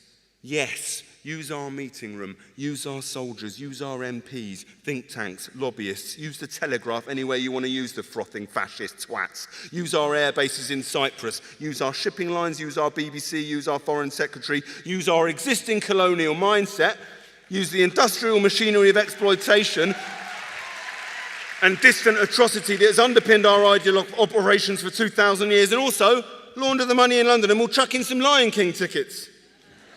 It is as complex as how much does an MP cost. It is as complex as the death industry, the military-industrial arm of white supremacy, the green leather benches of Whitehall and the bought lords, the donor who pays for apartheid here, there and anywhere because it's just good for business. It is business. Follow the money and you get to a man like that, and then another, and then another. Oh, Christ, yeah. Have you met Hugo's dad? Yeah, legend. He sends the peep show Are We the Baddies meme all the time. And it's just very close to home, isn't it, lads? Have you met Oscar's dad? He designed a Spearfish heavyweight torpedo, which is basically a global benchmark for underwater advantage. And this isn't a secret. We can name it.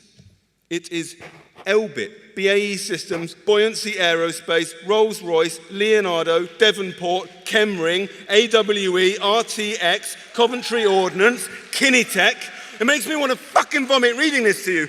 Boeing, Celex, Northrop Grumman, Metrix, DARA, BUL, L3 Harris, BNG, Accuracy International, Magellan, Metalstorm, Irving, PGM Precision, Martin Baker, WSE, Mission Systems Wimborne. Oh, lovely place, Wimborne.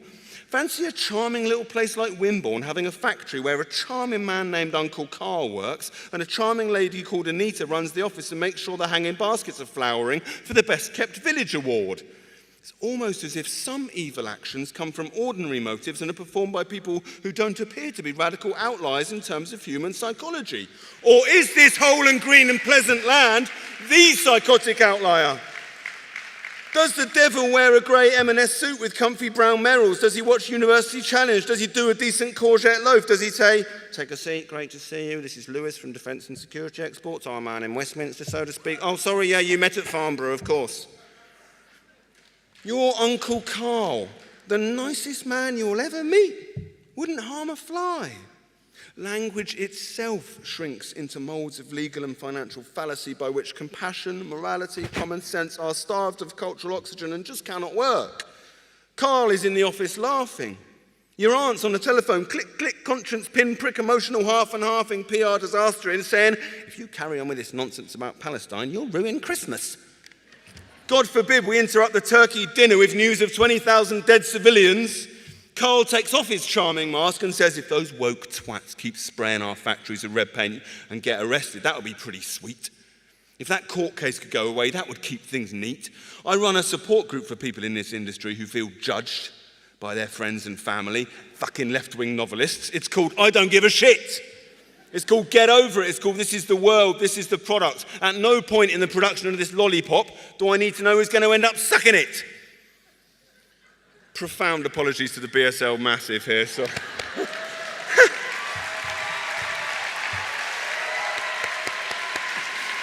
Sold. Have you met Hugo's dad? Have you met Hugo's dad? Oh, when not at work, Hugo's dad enjoys spending time with his wife and daughter, tennis, photography, music, and travel. He's raising money for Ukrainian charities and is a keen environmentalist and grows his own tomatoes. His expertise ranges from small arms through mortars, artillery, tank, naval warheads, and advanced payloads. He's currently a senior advisor to HM Treasury and a trustee of the British Museum. He is drowning in blood, but he mistakes it for the fresh air of the golf course. Oi, please, Hugo's dad, who I have met, as have you. How,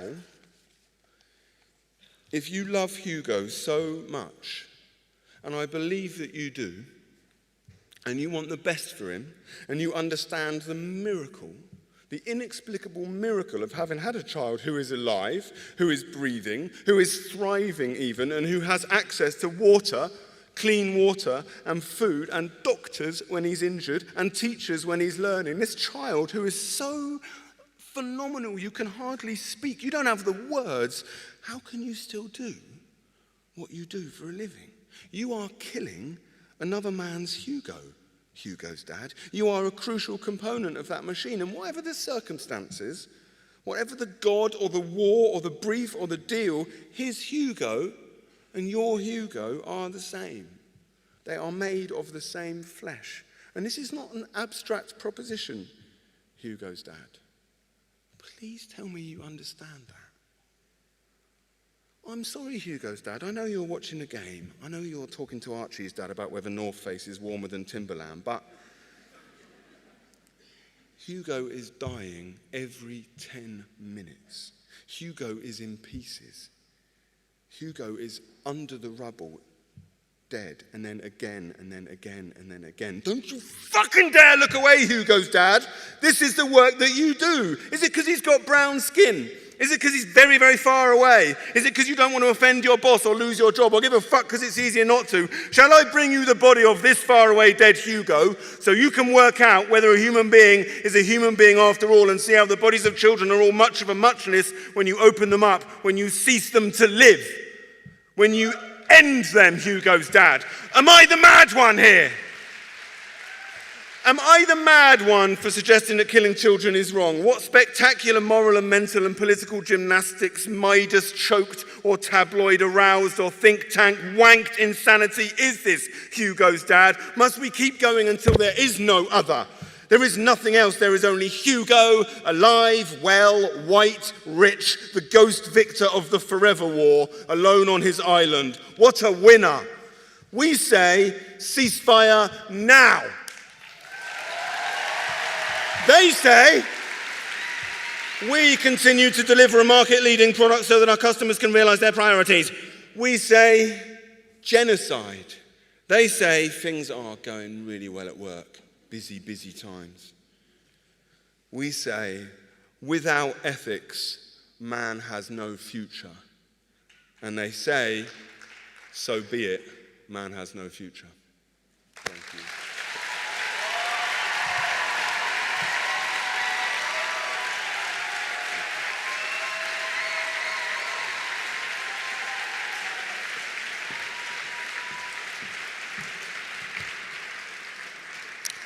Please welcome writer, poet, and journalist from Jerusalem, Mohammed El-Kurd.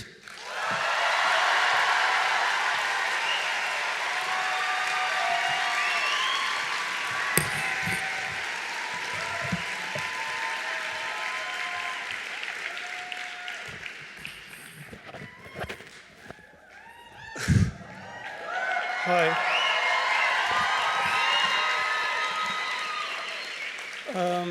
You can hear me okay?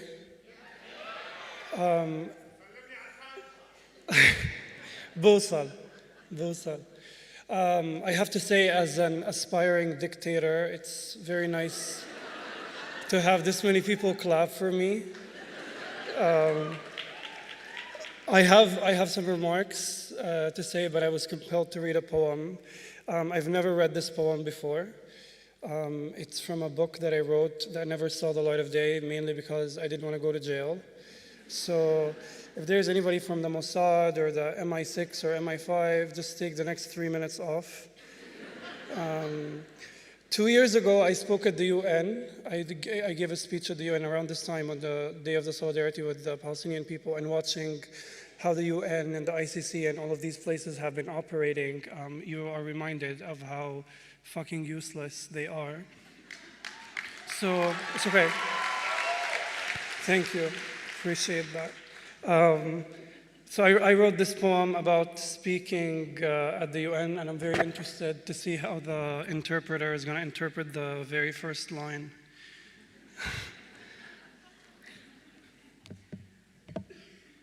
Coked up at the UN.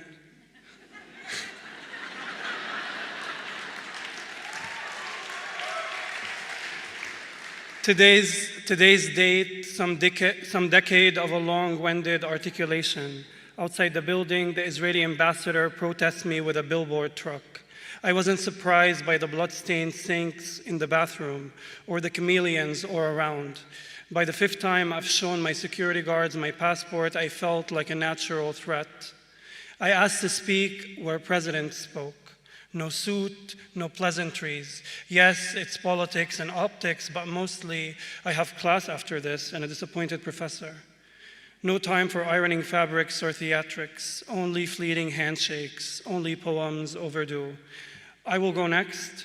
Now there's a toddler on the podium, gesturing at his limbs, auctioning his humanity. A state rep weeps, another masturbates. For the speech, I watch Kwame Ture. For the paper, I write the same article in advance. Century-old talking points, their timeliness frightening, the ransacking, not routine, relentless. This morning, genocide continues between the river and the sea. Vocabulary is not genocidal. Annihilation is. Power imbalance. David against Goliath, not Muhammad against Moses. One nation under surveillance, another in psychosis. David against Goliath, not Muhammad against Moses. One nation under surveillance, another in psychosis. I almost dove headfirst from stage into an orgy of diplomats.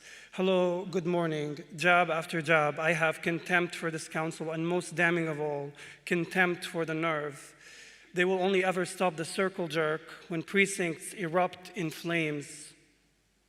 I broke a limb. In the headlines, I've apparently left a knife at the scene and the politicians in red noses. On television, the pundit accoladed me with adjectives, but my mother is not proud. She wishes I brushed my hair. I haplessly looked for bruises in the status quo as the taxi drove away. I haplessly looked for bruises in the status quo as the taxi drove away. Many phone calls and thank yous, but I am ungrateful and late to class. I deafen my ears to the applause. One cannot lead without stomping, betraying the skeletons in his path. I sit, elbow to the table, humble ambitions. Outside the window, a great big world, and I want none of it. Thank you.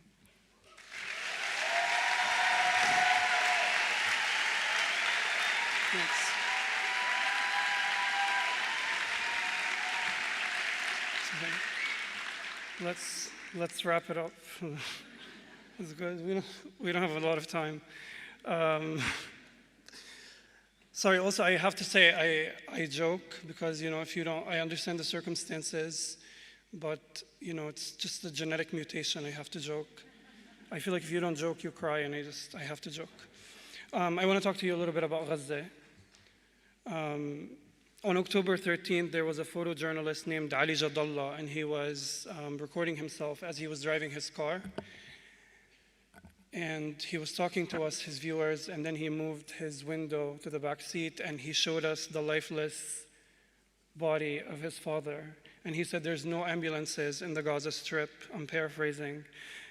He says, "We have gotten to a catastrophic level. I'm going to bury my father by myself. There are no ambulances or people to help in the burial." He says, and then he asked us for prayers in an impromptu eulogy. The next day, Ali Jadallah gave an interview to a TV channel, and he described how he was on the job on Al-Shifa Hospital, working when he first heard the news that his house was bombed, and all of his family was under the debris.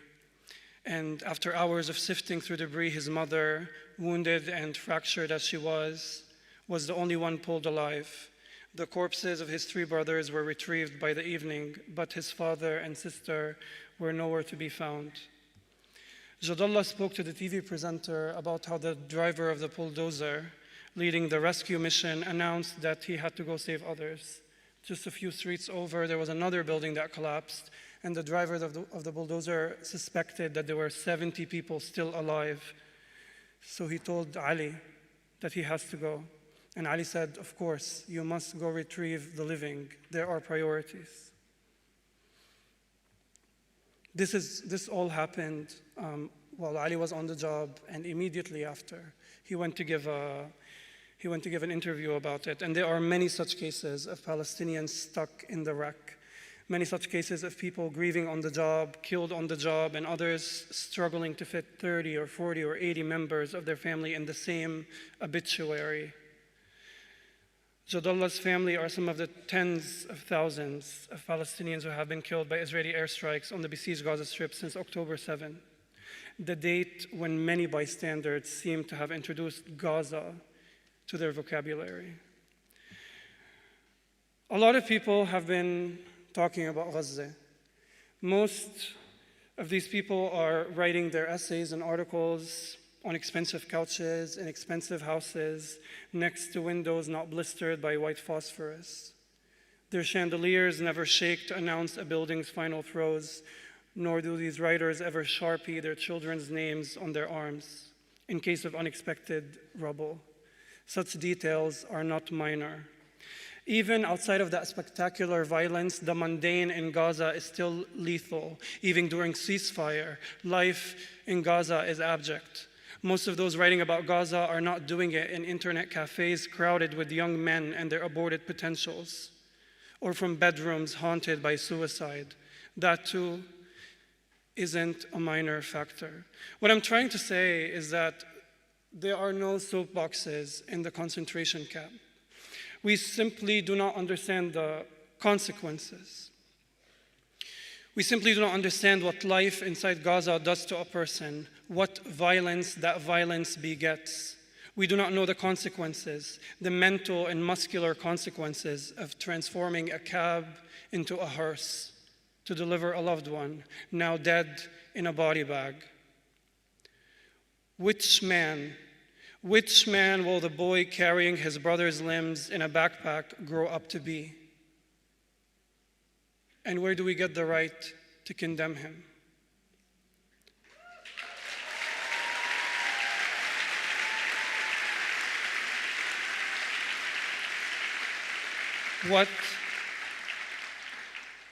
What becomes of the nurse whose shift is interrupted by her husband's corpse on a stretcher?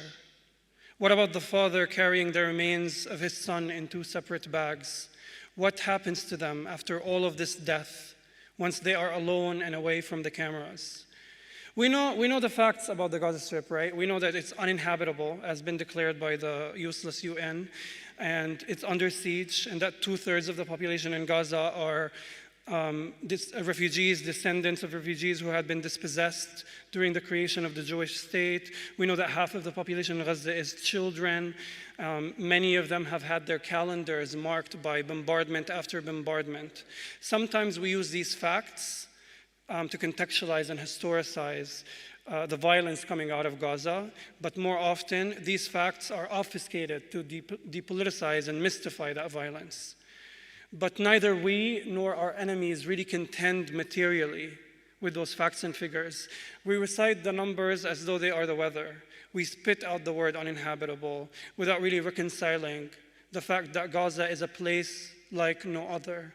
Here is a strip of land encircled by an abundance that it is owed. Yet people there live in scarcity, live deprived of water and food and passage. Boys in such a world are men, and girls are men, and the women are men too. Not only men, but fighters who all seem, through a sniper's eye view, to be plotting a second Holocaust. Everyone in Gaza is a potential terrorist and thus a legitimate target. Words like agony and brutality are inept here. There is no comprehending this. I live in Jerusalem. Well, half of the year, don't tell the government. But I live in Jerusalem. I grew up in Jerusalem, and if we measure only by distance, my home is only an hour away from Gaza. But because of the blockade, Gaza appears as though it is a faraway planet, foreign even to neighboring Palestinians. The deliberate and systemic isolation of the Strip has translated into a cyclically vapid understanding of its reality, particularly in the media industry. The industry standard is to dehumanize Palestinians. Our grief is negligible. Our rage is unwarranted. Our death is so quotidian that journalists report it as though they're reporting the weather. Cloudy skies, light showers, and 3,000 Palestinians dead in the past 10 days. And much like the weather, only God is responsible, not armed settlers, not targeted drone strikes. Producers invite us, it seems, not to interview us for our experiences or analysis or the context we can provide, but to interrogate us. They test our answers against their viewers' biases, a bias well-fed through years of Islamophobia and anti-Palestinian rhetoric. The bombs raining down on the besieged Gaza Strip become secondary, if not entirely irrelevant, to our televised trials.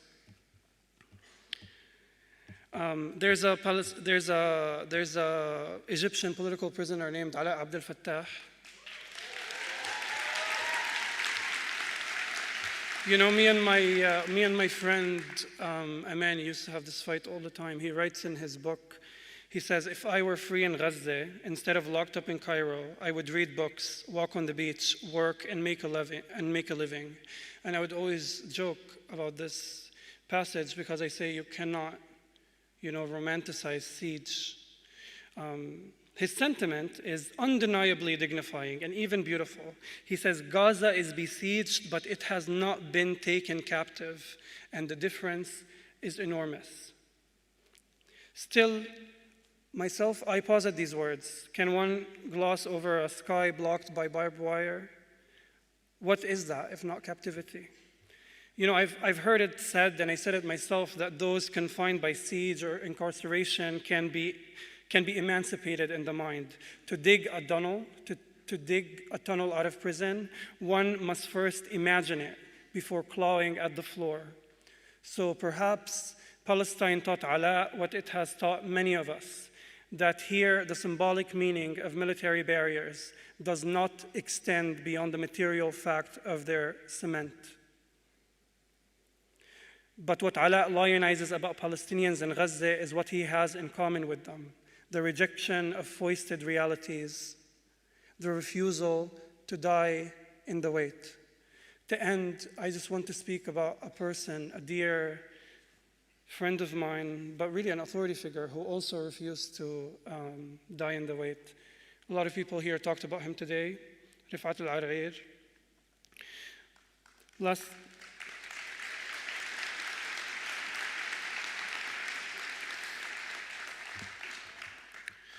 Last I heard, Rifat was still under the rubble.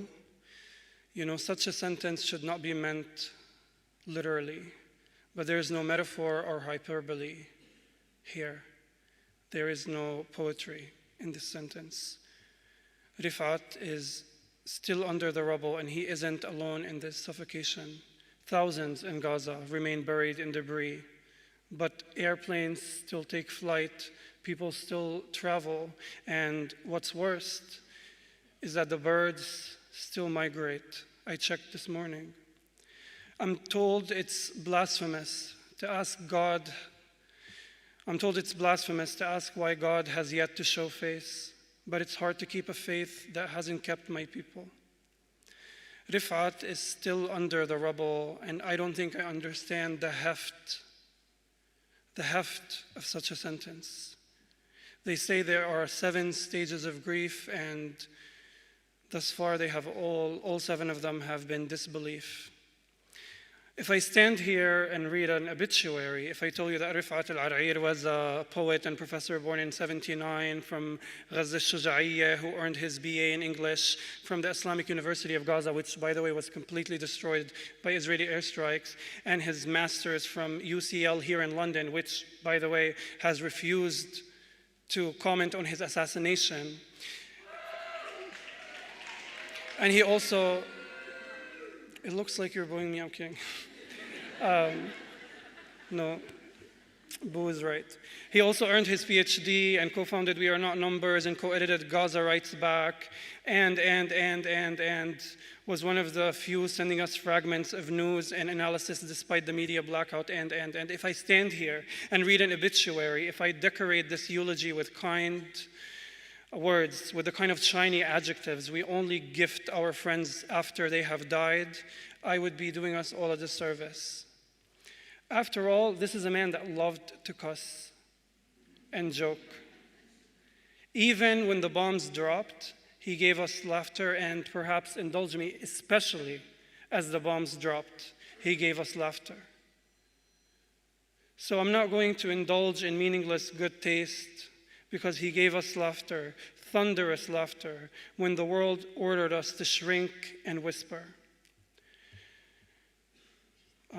When Israeli propagandists made a ridiculous claim that Palestinian fighters had baked a baby in the oven, which, by the way, the Israeli military has denied itself, since many of you will love to hear it from the horse's mouth. Rifat joked on Twitter and he said, with or without baking powder. And many people use that against him as some kind of indictment, but to me that is so courageous and so funny and so human to be able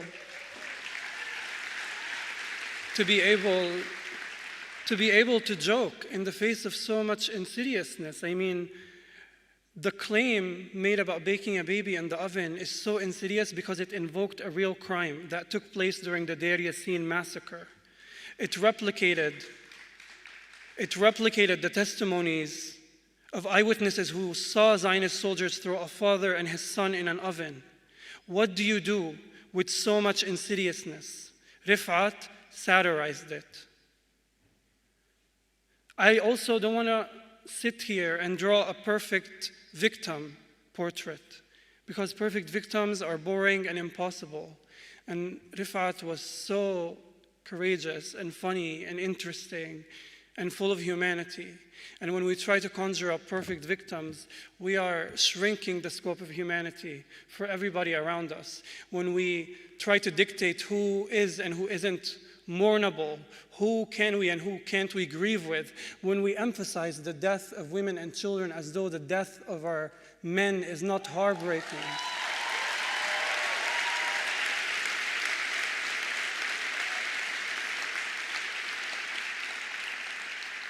We are shrinking the scope of humanity for everybody else. So to leave you, I just want to invite everybody in this room to be a little bit more courageous, to be a little bit more human, to be a little bit more flawed, to satirize and ridicule and make fun, because there is nothing more precious than laughter. And we can't let this storm pass us by. We can't just be bystanders in this genocide. We all have an active role to play. Right there, over there, they are subjected to a genocide, but here we are at war, and each of us has an active role to play. Thank you so much.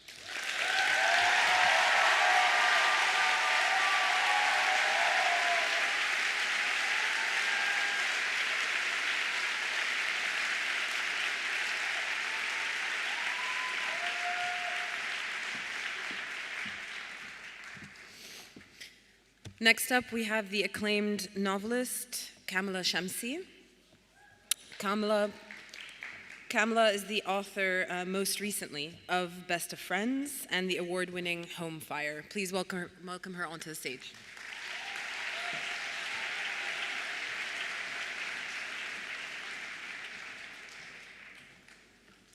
Thank you, Yasmin, and thank you to PALFest for bringing us all together and making this evening possible. The theme of this evening is how empires end.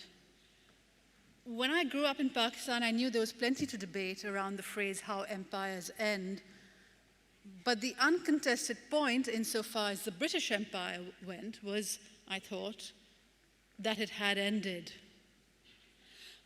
Move forward to my mid-20s, or more specifically 1998. This was that space of time between the Cold War and the War on Terror when America gleamed with victory.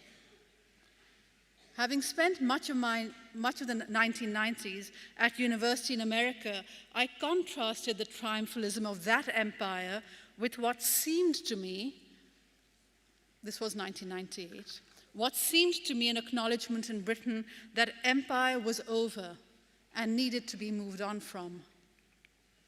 It was the early days of Tony Blair. Rule Britannia had been supplanted with Cool Britannia.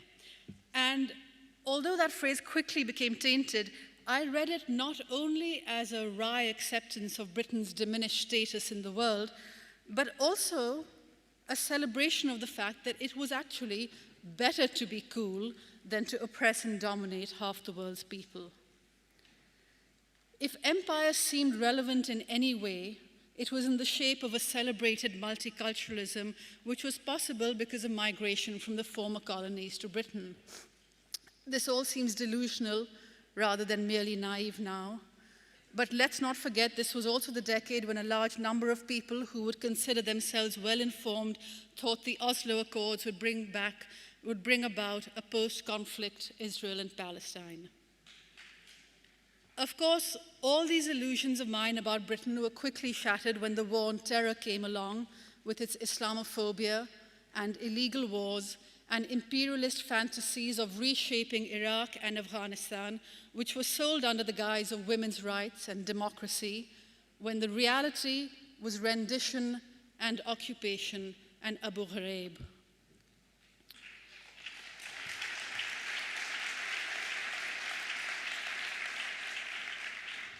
England's 21st century leaders have made clear their attachment to empire. On a state visit to India, 66 years after Britain's partition plans led to the loss of at least 1 million lives, the Prime Minister, David Cameron, said, "There is an enormous amount to be proud of in what the British Empire did and was responsible for."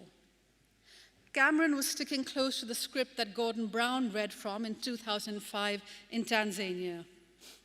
The days of Britain having to apologize for its colonial history are over. We should celebrate much of our past rather than apologize for it. Of course, there had never been anything close to an apology. A turning down of the volume on empire celebration was as far as it had ever gone. By the time Brexit and Boris Johnson came along, the volume was all the way up. But it would be a mistake to think that it was a significant break with the attitude of previous leaders to have a prime minister whose writings contained this line about Africa. The continent may be a blot, but it is not a blot upon our conscience. The problem is not that we were once in charge, but that we are not in charge anymore. You could grow up, as I did in Pakistan, and think the phrase, "how empires end," headlines an analysis of events that have occurred in the past. Spend enough time in England, and you see the phrase is the beginning of a terrifying ghost story. Because while the British Empire really did end many decades ago, its central myth continues to haunt this nation and shape its imagination to horrifying effect. The central myth of the British Empire comes from this great irony. It wanted to be seen as enlightened.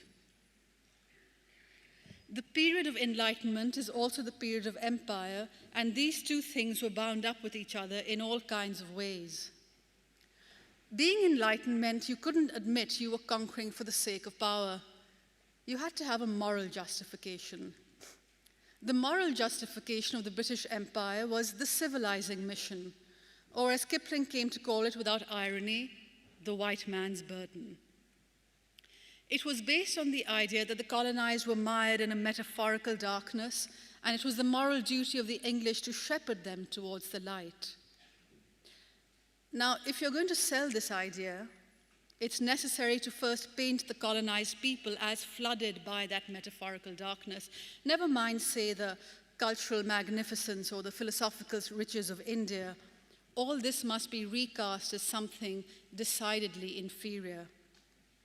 So, one of the great projects of empire was to create an image of the colonized as a people debased by ignorance and degraded by superstition, as Viscount Halifax put it while discussing the question of India in Parliament in 1853. To put it bluntly, the moral justification of empire was white supremacy, which received the widespread backing of opinion makers in Britain, be they writers or politicians or pamphleteers or journalists. The particular advantage to the empire of this racist underpinning was that when it was felt necessary to commit atrocities against colonized people, the justification was always their barbarity. The word native slipped easily into savage, which slipped easily into animal, and if someone is an animal, then no rules of enlightenment apply to them. The question for us is this: what does it mean to live in a nation that remains attached to a myth with racism at its heart?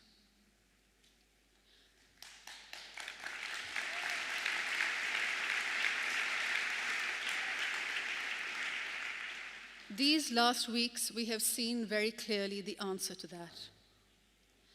It is not actually a historic irony that British politicians of Indian descent, Rishi Sunak and Suella Braverman, should be among the most enthusiastic supporters of Israel's genocide. It is not a historical irony, just another example of how the lessons of empire continue to inform England. Over the years, the British Empire became increasingly adept at making it clear to the Indian elite that there was much advantage to be gained from setting aside race solidarity in order to ally itself with power. We are merely seeing a 21st century iteration of that. And it's really no surprise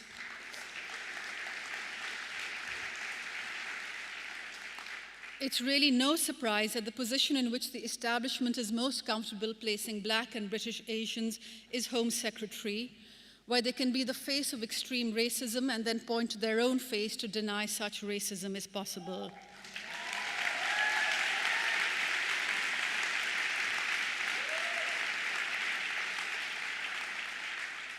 There is perhaps greater irony that the leader of the opposition at this moment in history is a former human rights barrister.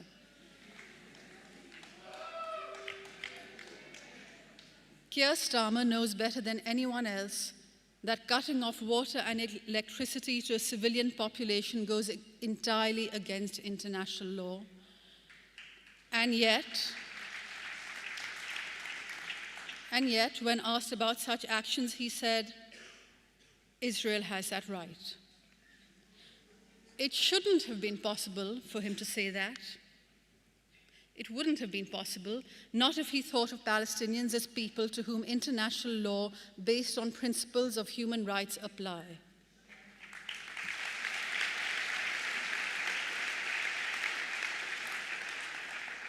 Let's pause for a moment to consider the optics of the ongoing genocide as viewed from Britain. On one hand, a military and political elite who are almost exclusively Ashkenazi of European descent.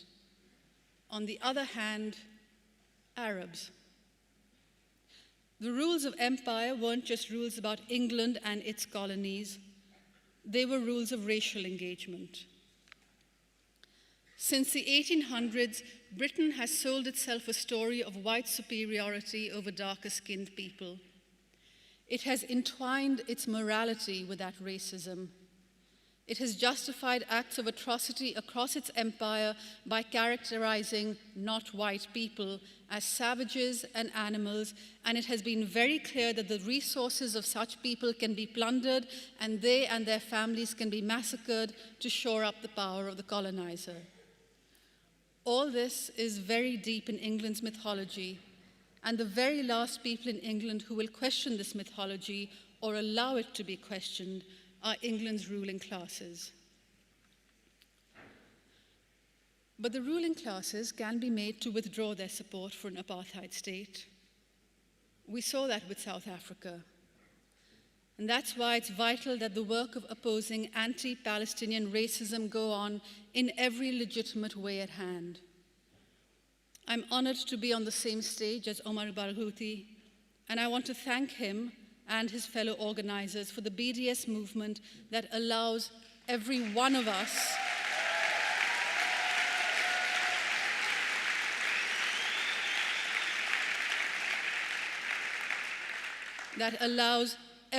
us to join in a meaningful act of solidarity and resistance in this, the defining moral issue of our time.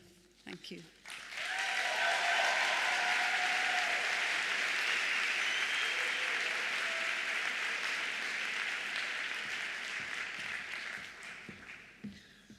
So before I introduce our last speaker of the night, I just want to give a shout out and a huge thanks to Fatma Abu Dris and Petra St. Hilaire, who have been interpreting on stage with us all night, and it's been a long program. So next up, please welcome to the stage the co-founder of the Boycott, Divestment, and Sanctions Movement, Omar Barghouti.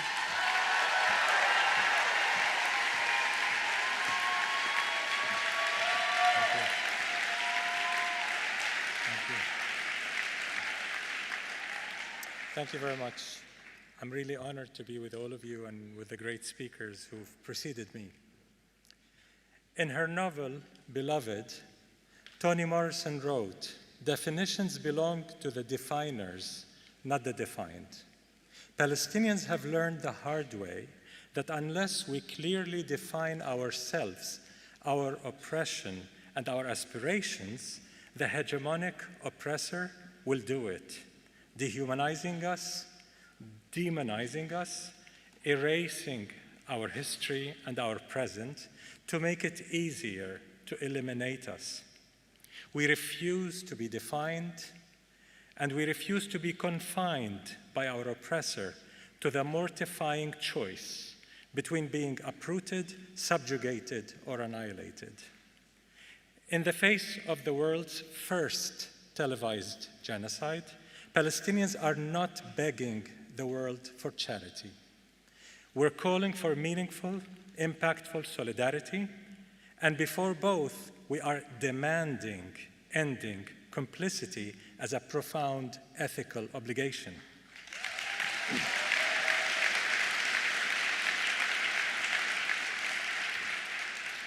Israel's current genocide against 2.3 million Palestinians in the besieged and occupied Gaza Strip is armed, funded, and shielded from accountability by a colonial, hypocritical Western establishment, governments, corporations, and institutions, creating a new paradigm where might makes right prevails, unmasked and uncontrolled by international law or moral principles.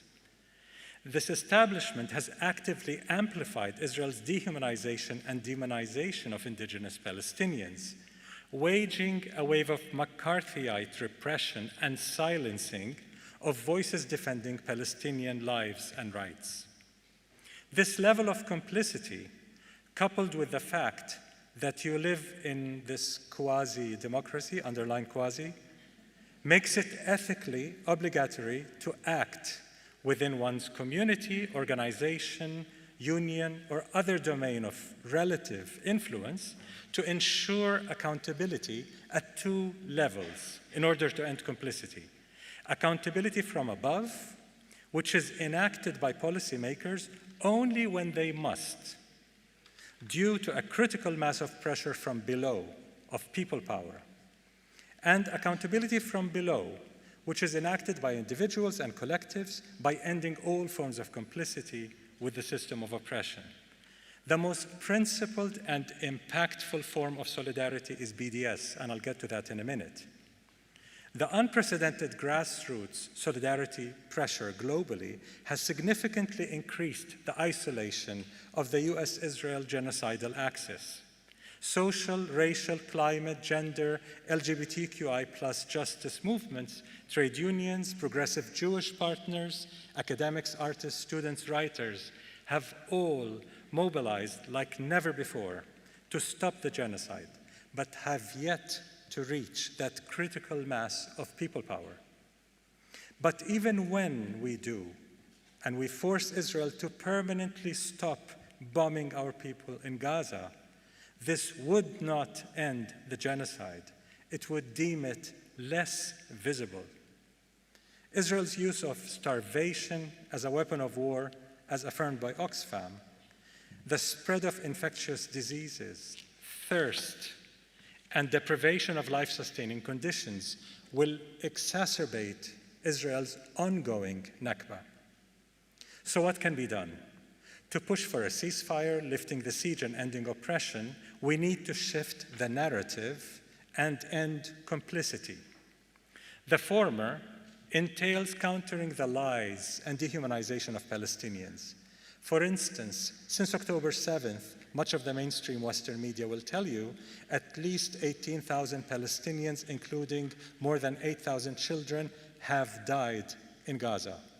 But our children, women, and men did not just die of some natural disaster. They were massacred by the most unnatural disaster, Israel's genocidal war.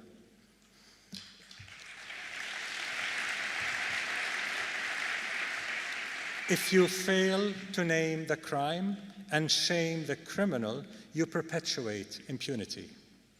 Western powers have defended Israel's right to self-defense against what they've called an unprovoked attack by Palestinian armed groups. Here are 5 ethical considerations to refute this narrative. 1, in any situation of oppression, where you start the timeline of violence reveals a lot about your moral compass.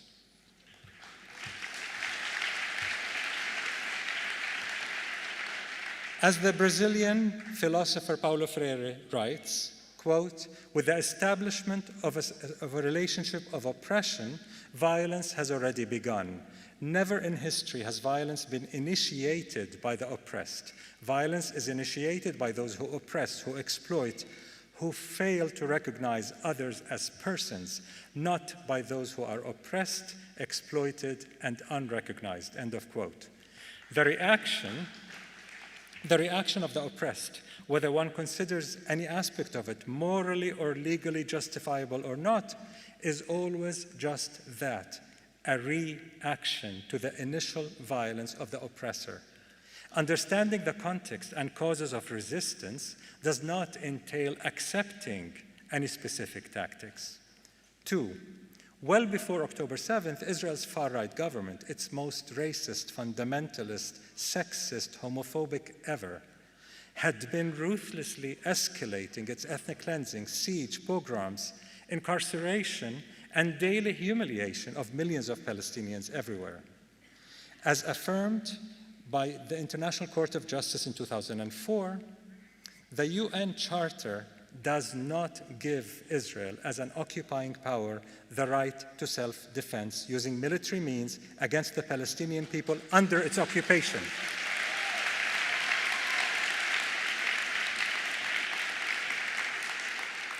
Moreover, the Genocide Convention does not allow for any justification to perpetrate genocidal acts.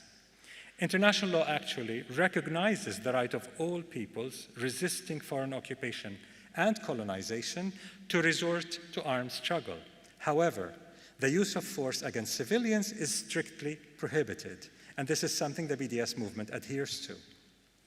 4, regardless, condemning, and this is an important point, especially for white Western politicians, condemning any illegal or immoral acts of violence that the oppressed may commit in resisting oppression is ethically acceptable only if the condemning party has earned the moral standing to do so by having already condemned the prevailing system of oppression, the initial violence.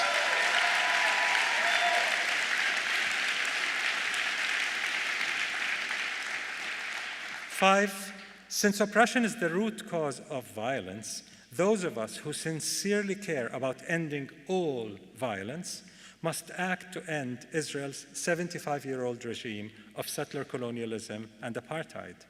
This begins with ending complicity. Launched in 2005 by the absolute majority in Palestinian society, the BDS movement is led by the largest coalition in Palestinian society. It is inspired by the South African anti-apartheid struggle, by the US civil rights struggle, and it's rooted in a century of Palestinian popular resistance. It aims at ending Israel's occupation and apartheid and the right of Palestinian refugees to return. BDS is consistently intersectional. It rejects all forms of discrimination and racism, including anti-Semitism. There is nothing Jewish about Israel's ethnic cleansing, land theft, apartheid, or genocide. Therefore,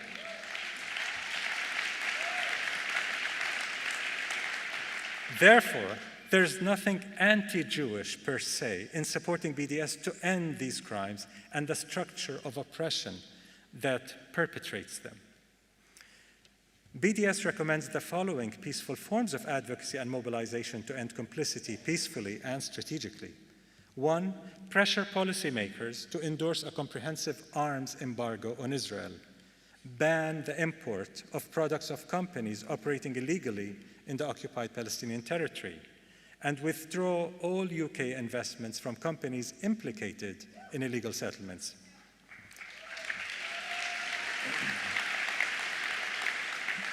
2, support peaceful disruptions, sit-ins, occupations targeting government buildings, as well as corporate enablers of genocide and apartheid, especially arms manufacturers, investment firms, and institutions, media, universities, and cultural spaces that may be complicit.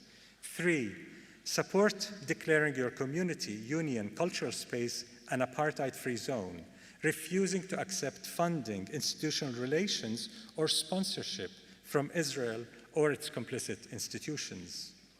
4, support trade unions blocking or disrupting arms shipments to Israel.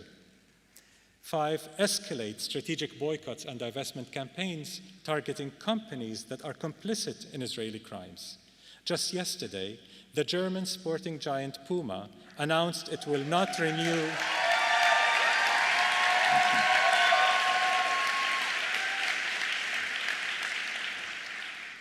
Puma announced it will not renew its contract with the Israel Football Association following a 5-year global BDS campaign that has cost the company dearly.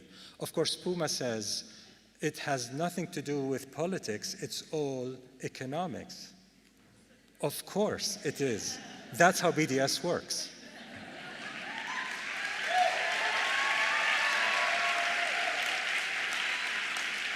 And this should teach a lesson to many other corporate criminals, many of them in this country. 6, help pressure city councils, universities, churches, cultural institutions to adopt procurement and investment guidelines that exclude companies implicated in grave human rights violations anywhere. So we cannot push for Palestine-specific resolutions in universities and in city councils. Let's push for a general guideline to exclude all oppression, and then we can go with our list of companies involved in Israel-specific oppression and call for excluding them.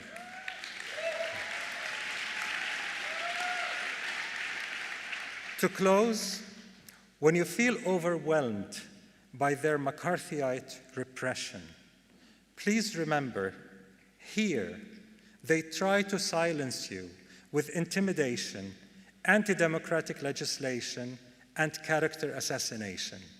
In Palestine, Israel tries to silence us with bombs, bullets, and bulldozers.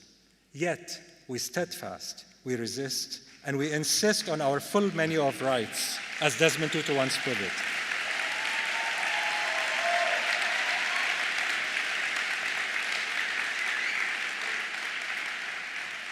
If you hate violence, end oppression. If you hate oppression, end complicity. If you love freedom, justice, dignity, and equality for all, as we do, end all business as usual with Israel's system of injustice. But for now, we need your full and urgent support to help stop the genocide. Too many lives, livelihoods, and the very definition of human rights hang in the balance. Thank you.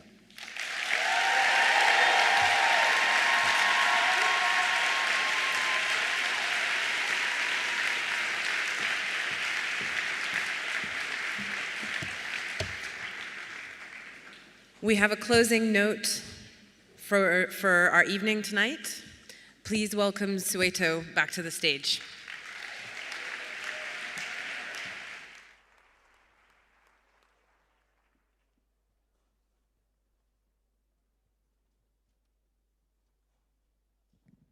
Thank you so much. There have been so many vital, essential things said from the stage already, and as has already been said, I think, by me, it's just cathartic to be in a room full of people who understand and think and feel the same things when they're so often not reflected out there. But this piece I'd like to play for you next is also inspired by recent events, and as Paapa mentioned earlier as well, or somebody else mentioned earlier, the passing of Benjamin Zephaniah, who was a big role model and an influence on me.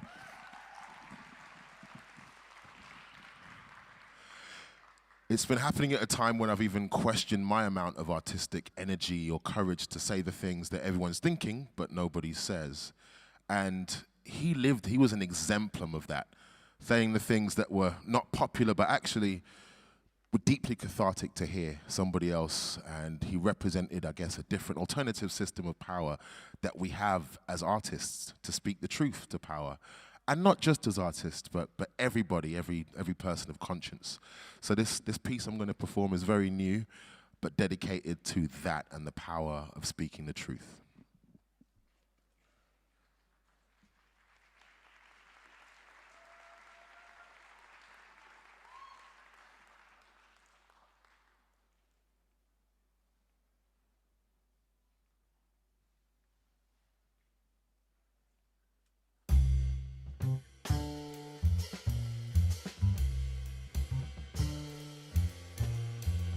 Pick up your pen, raise a brush, put on your dancing shoes and move. The casualty is the human soul. and they're bombarding and blasting it truth. Is every note the breath of life, or just an accessory, a chorus to genocide? Was there a message inside, or we just background, hors d'oeuvres, an extra side while the defenseless die? Is your art a performance, or a torch for the darkest corners, or just the underscore for discarded traumas? What do you say if nobody else spoke, yet everyone thought it?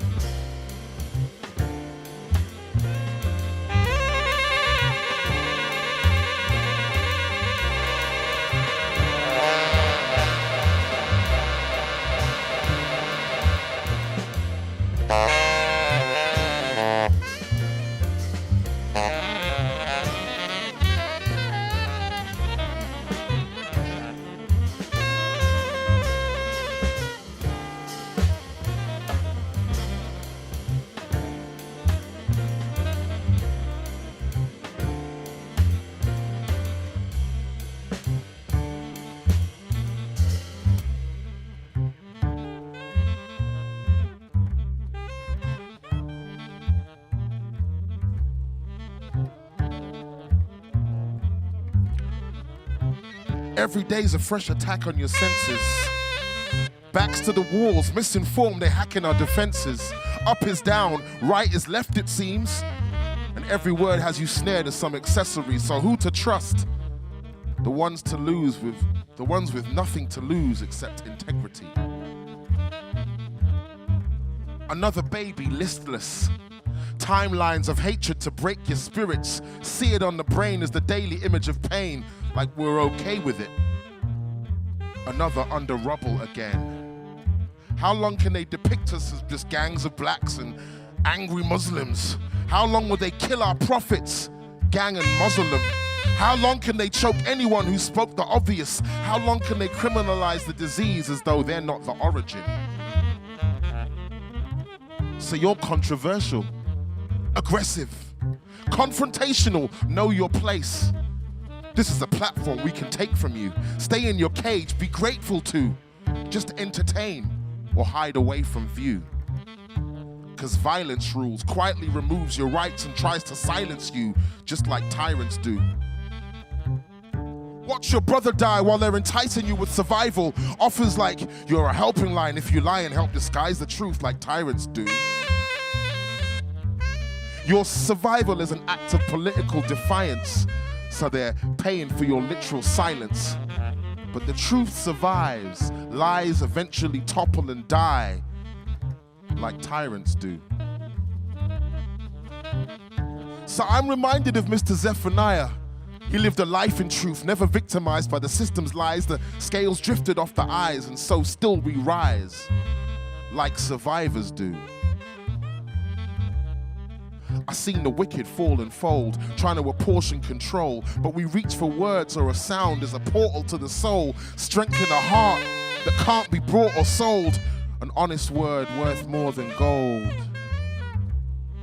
So who are we left to believe? The Western journalists that never questioned and just read a press release? The religious leaders who prayed to send death for peace? The arms dealers that said, it's for your special protection, please, we need extra weapons? Profiteers that said, profits up, this year's the best projected? The politicians that said, anything to get elected? The CEOs that said whatever to be kept on top, and demagogues that said make them a god, all on automatic logic backwards, all the road signs to launch us into oncoming traffic. So who can say what needs saying, be bold and state the truth? Will you say what we saw when we all saw the naked truth? Can't hide in a box and drown out the noises. If not a voice for the voiceless, it's pointless.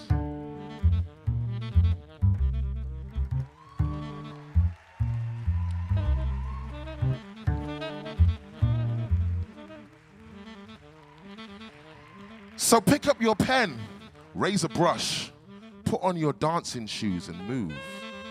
The casualty is the human soul, and they're bombarding and blasting at truth. Take courage.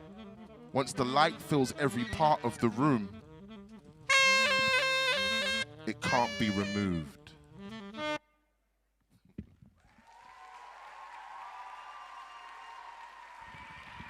Thank you so much. It's been a magical, cathartic, healing experience. I hope you take that with you forward and keep talking about Gaza. Keep speaking up. God bless you all. Thank you.